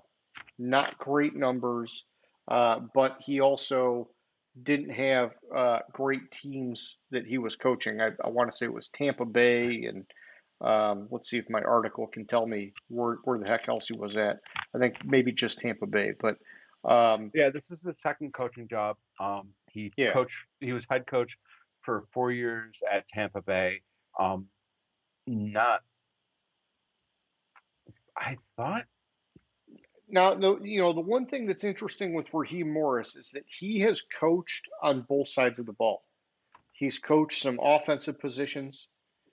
He's mostly coached defense, but he's done both sides of the ball, which I kind of like. It kind of reminds me a little bit. It's different, but reminds me a little bit of like John Harbaugh when Baltimore hired him. He was a special teams guy, and it was like, oh my God, who the fuck hires a special teams guy, right? Well, if he's that good, he's that good. But I like that Raheem Morris has coached and seen both sides of the ball. I just also wonder, you know, his he he struggled as a head coach before, and he didn't get another gig as a head coach until after he finally got like latched in with the Rams on their Super Bowl run. Aaron Donald, phenomenal defense. It's like, well, yeah, I mean, if you end up getting to be that guy after Brandon Staley, you're going to get a gig too. That's just how it works, right? I mean, it just, but can he, like you were saying with Dan Quinn, can he learn something from everything that happened before and take the Atlanta Falcons to the next level? I think the biggest question is, can he actually get Atlanta to play defense? It's something Dan Quinn struggled with. I think it's going to be something Raheem Morris is going to struggle with. They have the offensive pieces. It's not Matt Ryan and Julio Jones, but you got fucking Kirk Cousins there, and you got Bijan Robinson. They can make it work on offense. I think Raheem Morris has to just fucking dive in deep on that defense and find a way to get them to win, man. Okay, so I think Raheem Morris at Tampa Bay. I think he did a really good job. Just with He the shitty team. just had a shitty team. Yeah, I kind of agree with that, man. I kind of agree with that. He he had one winning season there. He was 10-6 in 2010. 10-6 in 2010. Didn't make the playoffs. Was third in the division behind the Falcons at 13-3 and the Saints at 11-5. Yeah, His quarterback while he was in Tampa Bay was Josh Freeman. yeah. He Josh took over, Freeman was like a poor man's Andrew Luck. he took I over mean, I mean, yeah, well, I mean, poor man's Andrew Luck. A poor man's Alex Smith. yeah. He was He he was a did game manager that was like just barely good enough to get the start. Yeah, he did take over a team that from Gruden the pre in 2009 and went 3-13 and 4-12. But again, he had no fucking buddy on those teams. Yeah, and this was an era where new head coaches would get a couple of years to kind of work it out. Yeah, he had no fucking buddy. I don't know. Did he have Cadillac Williams? Somebody at running back? He had LeGarrette Blount at running back. Ah, Josh LeGarrette Freeman, Blunt, man. He was good for a year. Josh Freeman. Which Mike Williams is this? Well, not the Mike Williams you're thinking of, but No, but which yeah. one? Because there's like 17. Okay, so it's the Mike Williams that Not the Chargers Mike Williams, I'll tell you that. no, it's the Mike Williams that made it like only played like 4 years in the league. Yeah. That was probably his. Okay, so in 2011, his last season with the Bucks, he had Josh Freeman at quarterback, and I'm going to read you the receiving corps: Aurelius Ben, Oh, amazing. Desmond Briscoe, Oh, amazing. Preston Parker, Oh, I remember him. Michael Spurlock, I remember him. Sammy Strotter, Mm, Mike Williams. remember him? They did have Tone Winslow the second at tight end. Yeah, for like before he went to fucking prison. Yeah. Um, Defense was here's the good thing okay. is that this is so long ago that the dude has had a decade to basically show that he still belongs in this league and deserves another chance at it. Right. But they also had 11 players at the end of the season on IR, Yeah, I mean, including yeah, the 49ers, the one year had like fucking 22 or something. including Aqib Talib, Gerald McCoy. Mm. So he had weapons on defense. He was the Gerald McCoy in a Aqib Talib era. Yeah. But his defenses weren't bad. Well, they shouldn't have been bad with those guys. They just had nobody on offense. Yeah, and he was a defense-minded guy. But yeah, I hear what you're saying. Um, I mean, the good thing is that he is getting an established He has a quarterback. fucking quarterback, but they Yeah, went out and drafted his replacement instead of giving him weapons. So yeah, that's weird. That is fucking weird because they could have gotten one of the top defensive ends to give him an edge weapon. mhm. But I still think that that gives him an advantage over a rookie coach or a new coach that doesn't have a proven quarterback, right? This is true. And that's what I'm talking about. Him and Harbaugh are the two new head coaches that actually have quarterbacks. Yeah. I think Harbaugh's got way more potential to go farther. I think Raheem Morris, he can ride Kirk Cousins as hard as he can, but if he can't make that defense fucking play defense, it's gonna be what Kirk Cousins has done his whole career. It's gonna be borderline playoffs, and then if you even get in, you fizzle out because you've got nothing to back you up. Yeah. And I was wrong. He did have an interim job with Atlanta in 2020. Okay. Yeah, no, that rings a bell now that you say that. Thank you. All right, so that's Raheem Morris. You want to go to, um, the new, not retreads, which, let me just see. We could just random order here, pick them. I would say the first one, Let's go probably a to lot of Mike people know. McDonald. Oh, thank you. I was going to say Gerard Mayo because a lot of people know with the Patriots and whatever. But yeah, let's go Mike McDonald. Let's do it. So Mike McDonald, I actually he's also going in, and the reason I said McDonald is because he's going into a decent situation as well. Yeah, and he's got a lot of Harbaugh fucking connections. Jim and John both. Yeah, he has a lot of Harbaugh connections. Played for or coached for both of them. he in 2023 he led. Is this correct? He was the defensive coordinator for the Ravens last year. Yeah. Yeah, and before that, he was the defensive coordinator for the Wolverines, man. Who the Ravens had the best defense in the league last year and held the Chiefs to 17 points in the AFC Championship game. He's young. He's coming into a young team. It's really hard, and we can go to mail next because he's taking Sure. over for like a legend in Seattle who was kind of pushed out um Yeah, for it, no it is fucking tough reason. taking over for Pete Carroll, right? I mean, that's and Pete Carroll like publicly said he was coming back, and then all of a Yeah, sudden it was like, oh no, we're bringing in Mike McDonald. So right. But I like this. I like a defensive minded coach up there in Seattle because they don't really have a true. They don't have a true quarterback. They don't have. I don't mean it that they don't have a stud quarterback. yeah, and so yeah, he's going to be. Did you say this already? He's going to be the youngest head coach in the NFL. I did not. Okay, so yeah, he's going to be the youngest guy at 36. Hmm. Which McVay and Shanahan were younger first time head coaches when they were. I don't Yeah, remember their age when they became head coaches. but it's a rare thing, right, Mm, to get there at that age. right.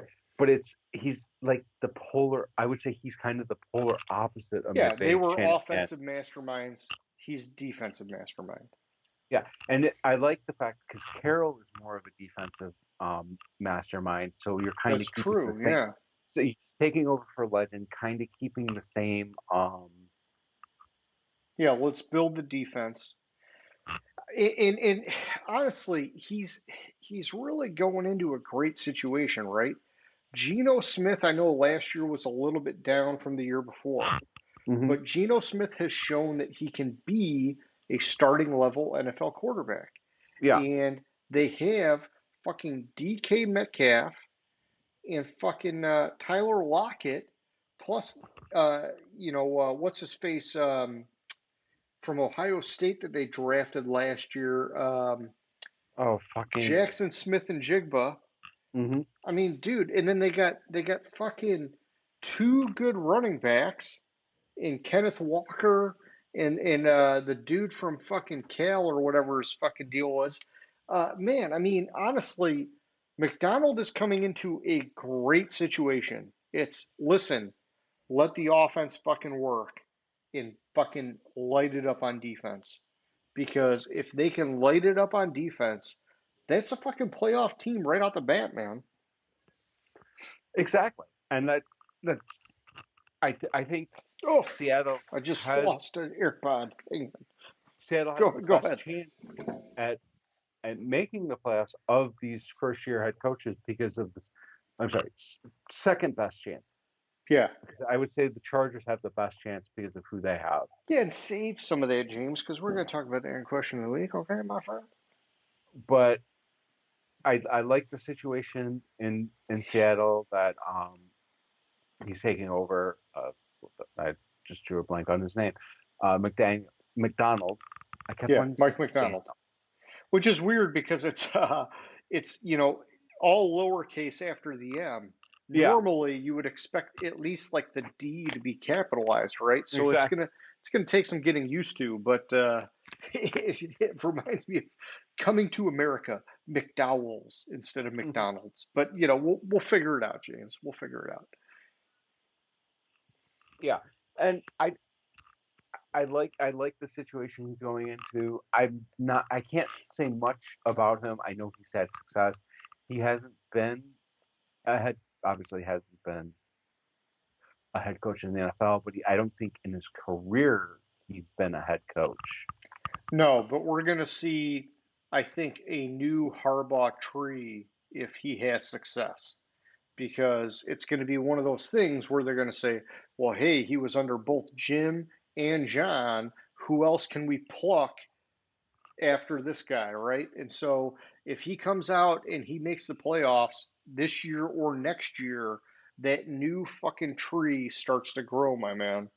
And I would say it's more of a John tree than a Jim tree.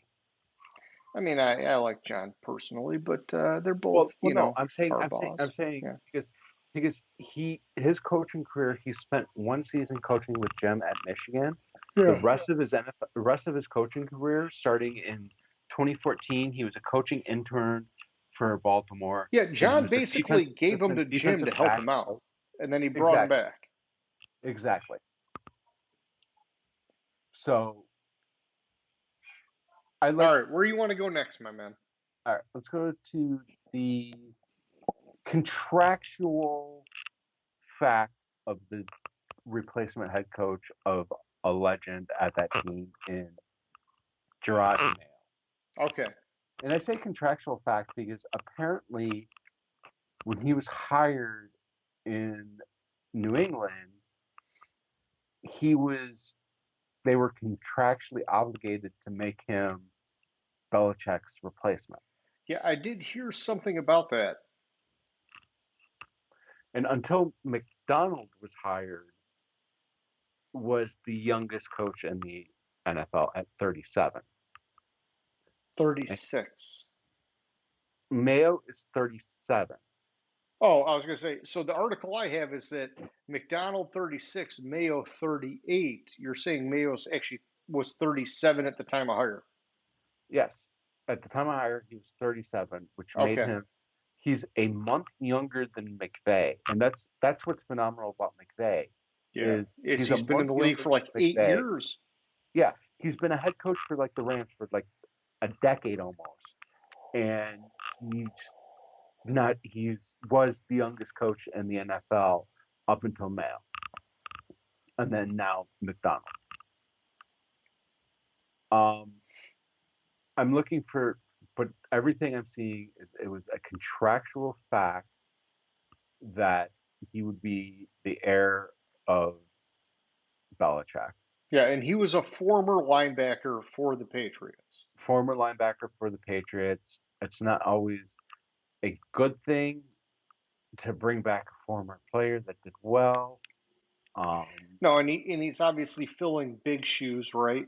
It'd be different if he was taking over for some fucking scrub that just got bounced, but he's taken over for a legend, which is hard to do. Um, but he's kind of the polar opposite on how he coaches from Belichick in the fact that Mayo has said he coaches out of love. yeah, Belichick was the do your job, very stoic, very defensive minded. Yeah, that kind of a guy. Yeah. And here's the thing: is like I'm looking at Deadspin. Deadspin saying that this is like maybe the least desirable opportunity that was on the market because just we're like the state of the Patriots, man. And I believe that, dude. The Patriots have been, like kind of that funk between Belichick and Kraft and everything that happened with Brady and going back with Garoppolo and just I would not want to coach New England right now, man. I think Mm-hmm. the expectations are you're going to win or you're going to get your fucking ass out of here, and you're not going to win right now. You're going to transition right now. You got a rookie fucking quarterback coming in. Right. And I will say this: I do think that they have a good roster. I think Belichick had a good roster. They just had problems with that roster. But I don't think a rookie quarterback's all of a sudden going to get Kraft instant success. And I think what No. that's going to do is it's going to put Gerard Mayo a year from now on the fucking hot seat because they have no patience for that New England, which they Right. need to realize it's a whole different fucking era now. So the best quote I came across with about Gerard Mayo is Gerard Mayo is the best option if you want Belichick without Belichick. Okay. He played relatively recently He was number 10 pick in the 2008 draft. He's been on the staff there in 2019 since 2019. So like the players that are there know him. Yeah, and he's Play, well aware how that defense works, which was a hmm great defense, by the way. Yeah. So I think, and who did they hire as offensive coordinator? I'd like you to look that up because I'm looking at the CBS Sports article. They're putting Gerard Mayo at 31 out of 32. And goddamn, I believe that you could put him at least above Brian Callahan at 30 with the Titans, but okay, put him at 31, that's fine. We'll see what happens. They hired Scott Van Pelt as their offensive coordinator. Yeah, Um, he's seasoned, but I'm not a big fan of that hire. Alex Van Pelt. I was Still seasoned, but I'm not a fan of that hire. um he was the offensive coordinator of the Browns last year. Yeah, I'm just not. It's like a meh. You took a guy because you needed to hire a guy. Yeah, that's not gonna judging. So he's been the offensive coordinator for the Browns since 2020, and he had Baker Mayfield there, and it was night and day difference from Baker Mayfield with the Browns and with the Bucks last Yeah. year. So So go the Kevin Stefanski blueprint, play action, run the shit out of the ball, and rely on your defense in New England, and I think that can work. But what are they trying to do? I don't know. We're going to find out. And I think that's probably what they're going to do, right? Because they just gave Ramondre Stevenson a lot of money, right? So yeah, don't they have two fucking running backs this year? They have yeah, Stevenson and Stevenson and who did they bring in? Yeah, fuck, I fuck, who forget did the they? other guy, but Uh, either way, they're going to run the ball. They're going to run the ball, Antonio take the pressure. Yeah, yeah, they're going to Antonio take the Gibson. pressure off of Drake May. Yeah, they don't have a wide receiver. Well, they got Antonio Gibson and they They got have Hunter Henry. they The have two of a rookie quarterback's best friends, the tight end and the running back. But no, they don't have a number one wide receiver. they do have Jacoby Brissett, and I think Jacoby Yeah, Brissett. but he's not a number one. Right, but here's the No, he's a thing: backup. He's a backup quarterback. who am I thinking of that had Jacoby like Myers. no the quarterback? ah, Fuck. You're talking wide receiver. No, I'm thinking no. There was a quarterback that was, and it's not Jacoby Brissett. They It's might have not brought back it's Brissett. I don't know. No, they brought back Brissett. They have Brissett, but I'm talking about Justin Herbert's rookie season. The quarterback that got the punctured lung from a pain shot Oh, from Tyrod Taylor. Tyrod Taylor. That's who I was thinking of when I read Jacoby Brissett. I got them confused. I was like, That's a Jacoby, weird combination if they've got him behind Drake May, it is. because I don't see them being the same style of quarterback. They still have Bailey Zappi. Okay, I mean, emergency quarterback. yeah, you're right. It's run the ball and win it with defense. That's the game plan in New England this year. Yeah, and you hope you get close to 500 and buy yourself another year to like light it up in the draft and free agency, and then maybe get over the hump. That's the game plan for Gerard Mayo. Apparently, Jerry Springer is their special teams coordinator. Oh, Jerry No, Springer. I'm sorry. I'm Not sorry. not the cornerback. I don't know what we're talking about here. Jeremy Springer. My fault. Um, Apparently, his dad or his brother is the strength and conditioning coach. Seriously, nepotism at its best. Yeah, that's not good.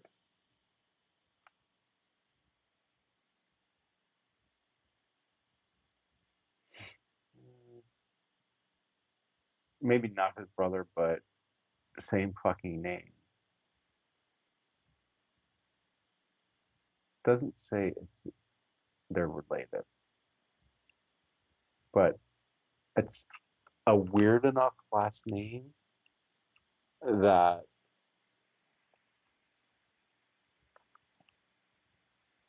yes, it is. It's his brother. Okay.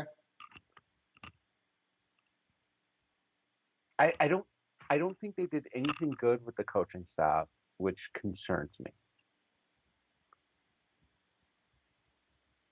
Like their best coaching staff hire is Ben McAdoo. Oh yeah, God, I hate Ben fucking McAdoo, man. Oh,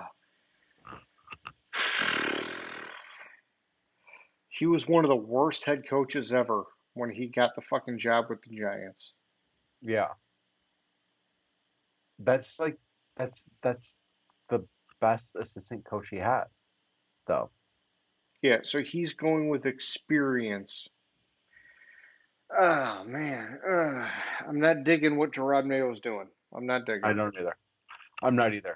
I don't see good things happening there in New England anytime soon, which could lead to him having a short tenure there. All right, who's next, my man? All right, we have two more, or do we have three more? Well, I know we got Brian Callahan with the Titans. We've got Canales and Canales. talked about Pierce. We talked about Quinn. We talked about Morris. We talked about Mayo. We talked about McDonald. We talked about Harbaugh. So we Yeah, have two more. yeah. Canales and what's his face? Let's Yeah. leave the Panthers for Oh yeah, that's last. such garbage dog shit. Yeah, let's leave them for last. All right. So you have the Titans who hired Brian Callahan, who apparently is the son of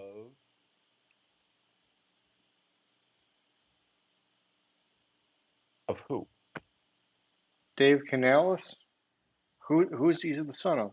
I Brian. know he was No, the Brian. offensive No, coordinator for Tampa we were Bay, but we. I said save Canales for last. We're talking about Callahan. Talking about Callahan. oh, Canales is oh, last. oh, all right. Sorry, I mixed them up. Who is he the son of? I don't fucking know, dude.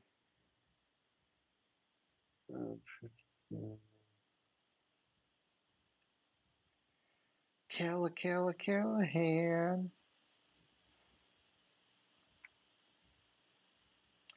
Bill Yeah, Callahan. we should be saving Canales for last because all right, so He's the son of Callahan. Bill Callahan. Oh yeah, led the Raiders to the Super Bowl back in 2002. Worked with Yeah. Peyton Manning, Matthew Stafford, Joe Burrow, blah blah blah blah blah. That helps. Obviously, there's like some pedigree there for sure. So he was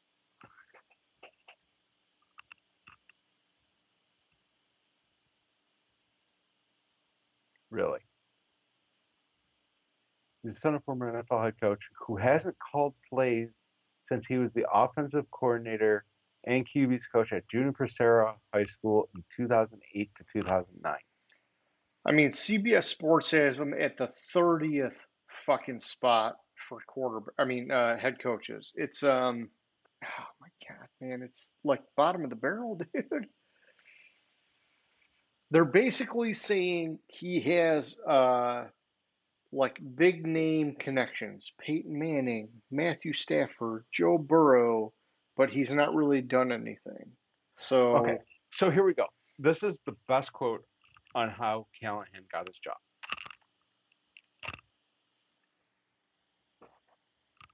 It wasn't his dad who got him the gig. It's his unofficial godfather, Sean McVay. Callahan has never worked for McVay, but Cincinnati coach Zach Taylor did. uh, That's how it works these days. yeah, who do you know? Who do you Can know? you be tangentially connected to either McVay or Kyle Shanahan? You're hired. I don't know So, what the fuck. so yeah, so I mean, it's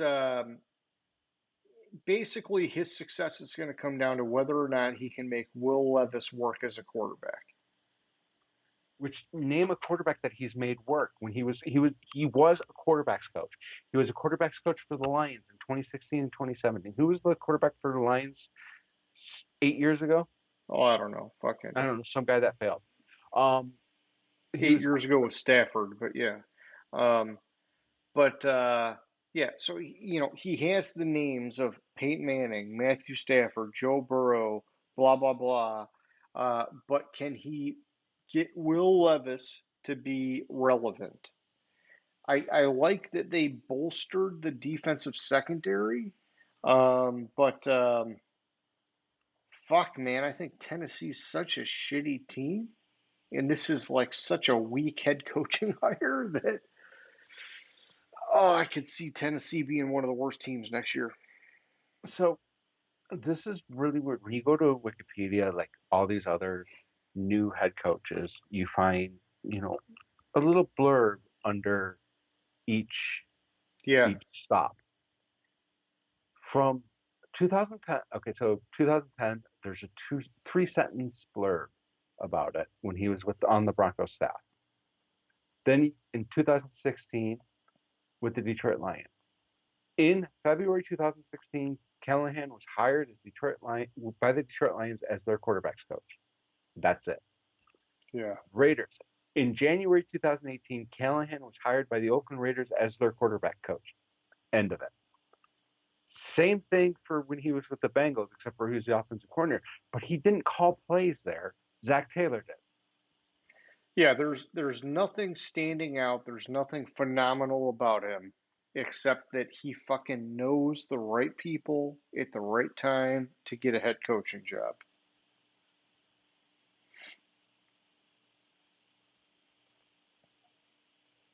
He's a name dropper that has connections. And apparently hired his dad. Well, he might as well because his dad was apparently,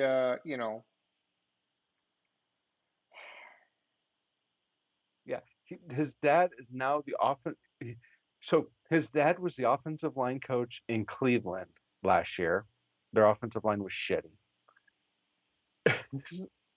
and now is the offensive line coach in Tennessee.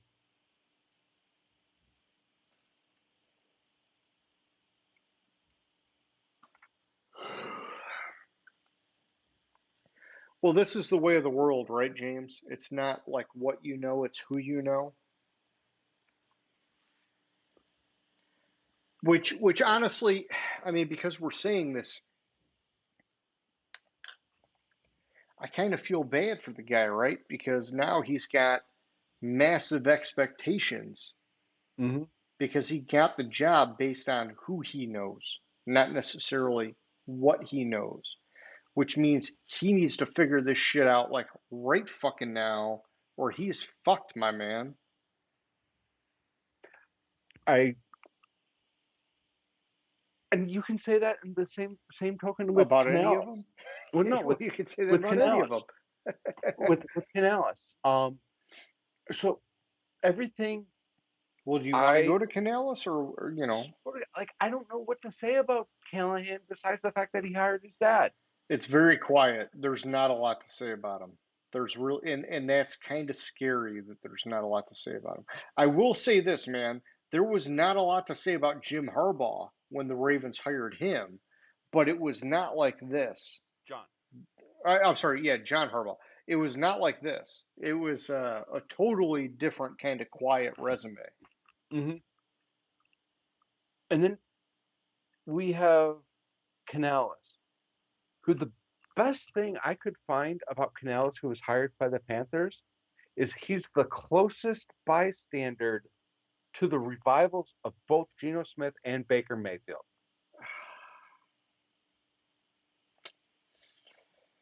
Yeah, he's got like that quarterback whisperer kind of thing going on, right? And so they're hoping he can like bring Bryce Young along. I just think Carolina is so dysfunctional, it just doesn't even matter. I think the only way it works is if Bryce Young fucking he-mans himself to carrying this team, which is not impossible. It's It's just unlikely, right? It's just fucking because this is a team that 2 years ago had a fucking great defense. They've now stripped everything down. It's basically all about Bryce Young and this head coach, man. And Mhm. I think they're all fucking fucked, man. I think So, I think their owner's a dipshit, and I think that shit rolls downhill to everybody, man. so all I have to really say about Canales, and I'm quoting a couple articles that I pieced together about it, but they said Canales is the exact kind of flyer teams like the Panthers should be taking. Do not recycle Dan Quinn. Don't pin all your hopes and dreams on someone who just went 11-3 at Baylor. Examine real world, near word results and hope they are transferable to yourself. Okay. Man, Like they that's signed him to a fucking 6-year deal, man. they signed him to a 6-year deal. They're hoping that the what he theoretically did with Geno Smith when he was the quarterbacks Comeback player of the coach year. quarterbacks coach in 2022. Then he was the offensive coordinator with the Tampa Bay Buccaneers Yep. last year. Baker. And Yep. Baker Mayfield, both quarterbacks had, if not the best, one of the best seasons of their entire careers. Well, yeah, he should have. He had two fucking amazing wide receivers. The offensive line was fucking lights out last year, which was dog shit the year before with Brady. Mm-hmm. Finally fucking came together. Come on, Right. man. Fucking And Baker it's the should same. have had a great year. Plus, Baker Right. was one more year in the league. Right. But what I'm saying is his That's where sole, Canales is hanging his hat. I get it, man. yeah, It's and his one more way sole to job and notch on the belt. the sole purpose for them hiring him is, can we save Bryce Young? Yeah. Well, it has to be. It has to be. That I mean, that's kind of what we talked about earlier when I was saying, you know, do you get rid of Eberflus because you know you're drafting a quarterback, and it's like a lot of times you draft a quarterback and you suck, and then you realize you got to bring in that offensive guru to develop that quarterback because that's like where your franchise is fucking it all fucking stems from. But man, I just maybe him and Bryce Young can work some magic. Maybe. I just think that the Panthers are so dysfunctional. I think David Tepper is, like, in my opinion right now, the most garbage shittiest owner in the fucking league. And I mean, honestly, it's only because what's his face is gone from Washington. If he Yeah. was still, yeah, if he was still there, I would say it's a fucking very close race for the shittiest fucking owner in the NFL. But because You he's just gone, remind- it's very clearly fucking David Tepper, man. okay. You just reminded me of like the funniest thing I saw all week. All right. Um, and I want to I'm as saying this. So in Carolina, there was it was the I think it was on Wednesday. Yes, in Carolina at Bank of America Stadium, there was. I'm trying to make sure that that's where it was. So there's the Copa America, the soccer game. Yes, it was at Bank of America Stadium. So Uruguay versus Colombia, and they're after the game. Apparently, the Uruguay players were fighting Colombian fans in in the stands. And the tweet I saw about it was, normally in Carolina, it's the owners fighting with the fans, not the players. Yeah, from the Jacksonville game. Yes. Yeah. And I it just thought that was it. you talking about Yeah, Pepper kind of you know, you triggering get my to that memory level, about that. man. You got to be more respectful at that level, man, because all that shit fucking flows downhill. Yeah. So it just clicked my memory about seeing that tweet and thought it was Yeah. hair. I thought it was a hilarious way to Wrap it sum up up here. Yeah. to sum up the David Tepper experience in Carolina. Oh, all right. So that's all I got to say about the coaches, man. Whenever you're ready, we'll go to question of the week. I'm ready when you are. Okay. So this time last year, we asked the same question. It was, will any of these new coaches get their team into the playoffs this year? If so, which one or which ones? And I'll start it off like I usually do, right? And so, we did our early record predictions just last week. I had the Chargers getting in with Jim Harbaugh. Obviously, I got to stick with that. I don't have any of these other guys getting in. And so that's it for me. But, you know, I think you can make a case for a few of them. And I mean, any of them could be that, it's like you've got, what do we say? We have eight of them. And they Mhm. say in any given year, 24% of them get to the playoffs. So it's kind of like you've got one, maybe two that's going to get there, right? So I think legitimately, I did not in our predictions last week. I don't think I had any of them making the playoffs. I I'm going to yeah. verify that So while I yeah, I talk know, and I, talk and about I know when I had Harbaugh, I know you were like kind of like, I don't know, because they lost a lot of guys. draft grades. Where the fuck is it? Tracker, playoff tracker, free agency recap, mock draft. I'm not finding it. And honestly, the year before, I had fucking There it is. Sean Payton with Denver, and obviously we know how that kind of worked out, but you know what I mean. So I did not have any of them making the playoffs. I don't think. Let me see. Is Uh, anybody close? Carolina.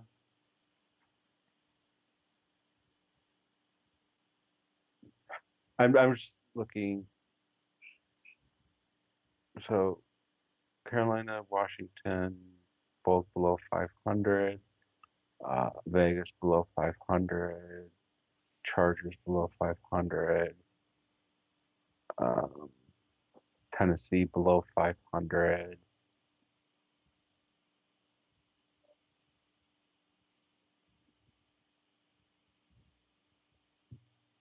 Seattle below 500. Who am I missing?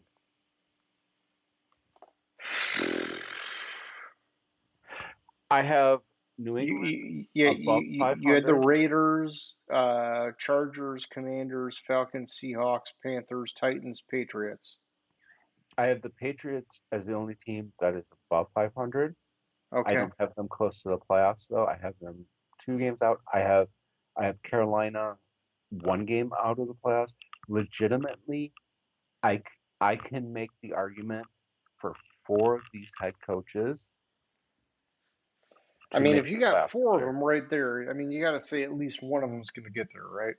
Yeah, I legitimately can make an argument for 4 of these head coaches. I can make the argument for Carroll or not Carroll. Uh, Canales? No, Seattle, McDonald. Oh, McDonald? McDonald in Seattle. I can make the argument for Harbaugh in Chargers, Los with the Angeles. Chargers. I can make the argument for Carolina to make the Yeah. playoffs, and I can make the argument for the Patriots to make the playoffs this year. Okay. Yeah, So, I don't have Carolina close. I don't have New England close, but so with that said, can I see one of these making the play? One of those making the playoffs? I mean, If fuck, you got 8 of them, right? you So have 8, and I can just off the cuff make an argument for 4 of them to make the playoffs. yeah, so one of them. Def, But Definitely one of them's going to get in the so playoffs. pick one. Pick one, my man. Carolina, because Carolina has the easiest division. Okay. Okay. Okay. Any given Sunday. Any given Sunday, but Carolina has the easiest division. I think they have an easier Yeah, that's a good way to look at it. Yeah. They can, if they pick off some Yeah, of these. which by the way, the CBS Sports article has Dennis Allen is the worst head coach in the league. So there Uh-huh. you go. Yeah. So They should at least beat up on them. so you can, and in fact, I have Carolina. I have them 500 against the Saints. I have them beating Atlanta both times. They've got all right. So the CBS Sports article has 4. Well, I mean, there's only 4 of them. All 4 coaches in the bottom 10 spots. Mm-hmm. Yeah, it's the worst division for sure. Yeah, it's the worst division in all of football, and Yeah. I think Carolina has the best shot because they have the worst division. I would say a close second were the Chargers, but they are in a tougher division. Okay. Yeah, they're in a much fucking harder division, right? But they're also expected to be the number 2 in that division. Yeah, but they also have a much harder. Well, they have I think so they're the difference. expected to be above the Raiders and above the fucking Broncos. So here's the interesting thing about it is the AFC West plays the NFC South this year. Oh man, so they're getting some easy shit. Yeah. But in the AFC or in the NFC in the AFC, the West plays the North. The AFC West plays the AFC North, while the NFC South plays the AFC East. Okay. Or I'm sorry, NFC East. NFC South plays the NFC East.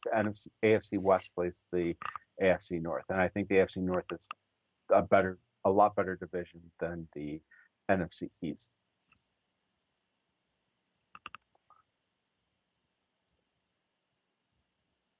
So I'm rolling with it. Carolina's making the playoffs this year. I've been All right. saying it for 3. I've been saying they have a shot at it for like a month. So, and I know, you man. I scoff know. each time I've said it. So I'm Yeah, going to I continue just, to say.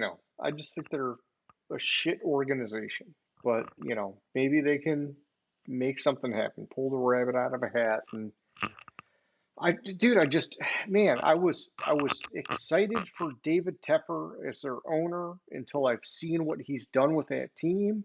And now I'm just like, oh my God, my whole opinion on David Tepper's changed. And it's just like, it's tough, man. It's tough because like it's so much more public now than maybe before. So, Yeah. but that's okay. So that's it for our evaluation of new head coaches. And our question of the week. And so, James, do you have any closing questions, comments, remarks, anything like that? I You want don't to think shout so. out to anybody, No, your not really. grandmother, anybody? Nah. No? Nah, I think I'm good. Okay.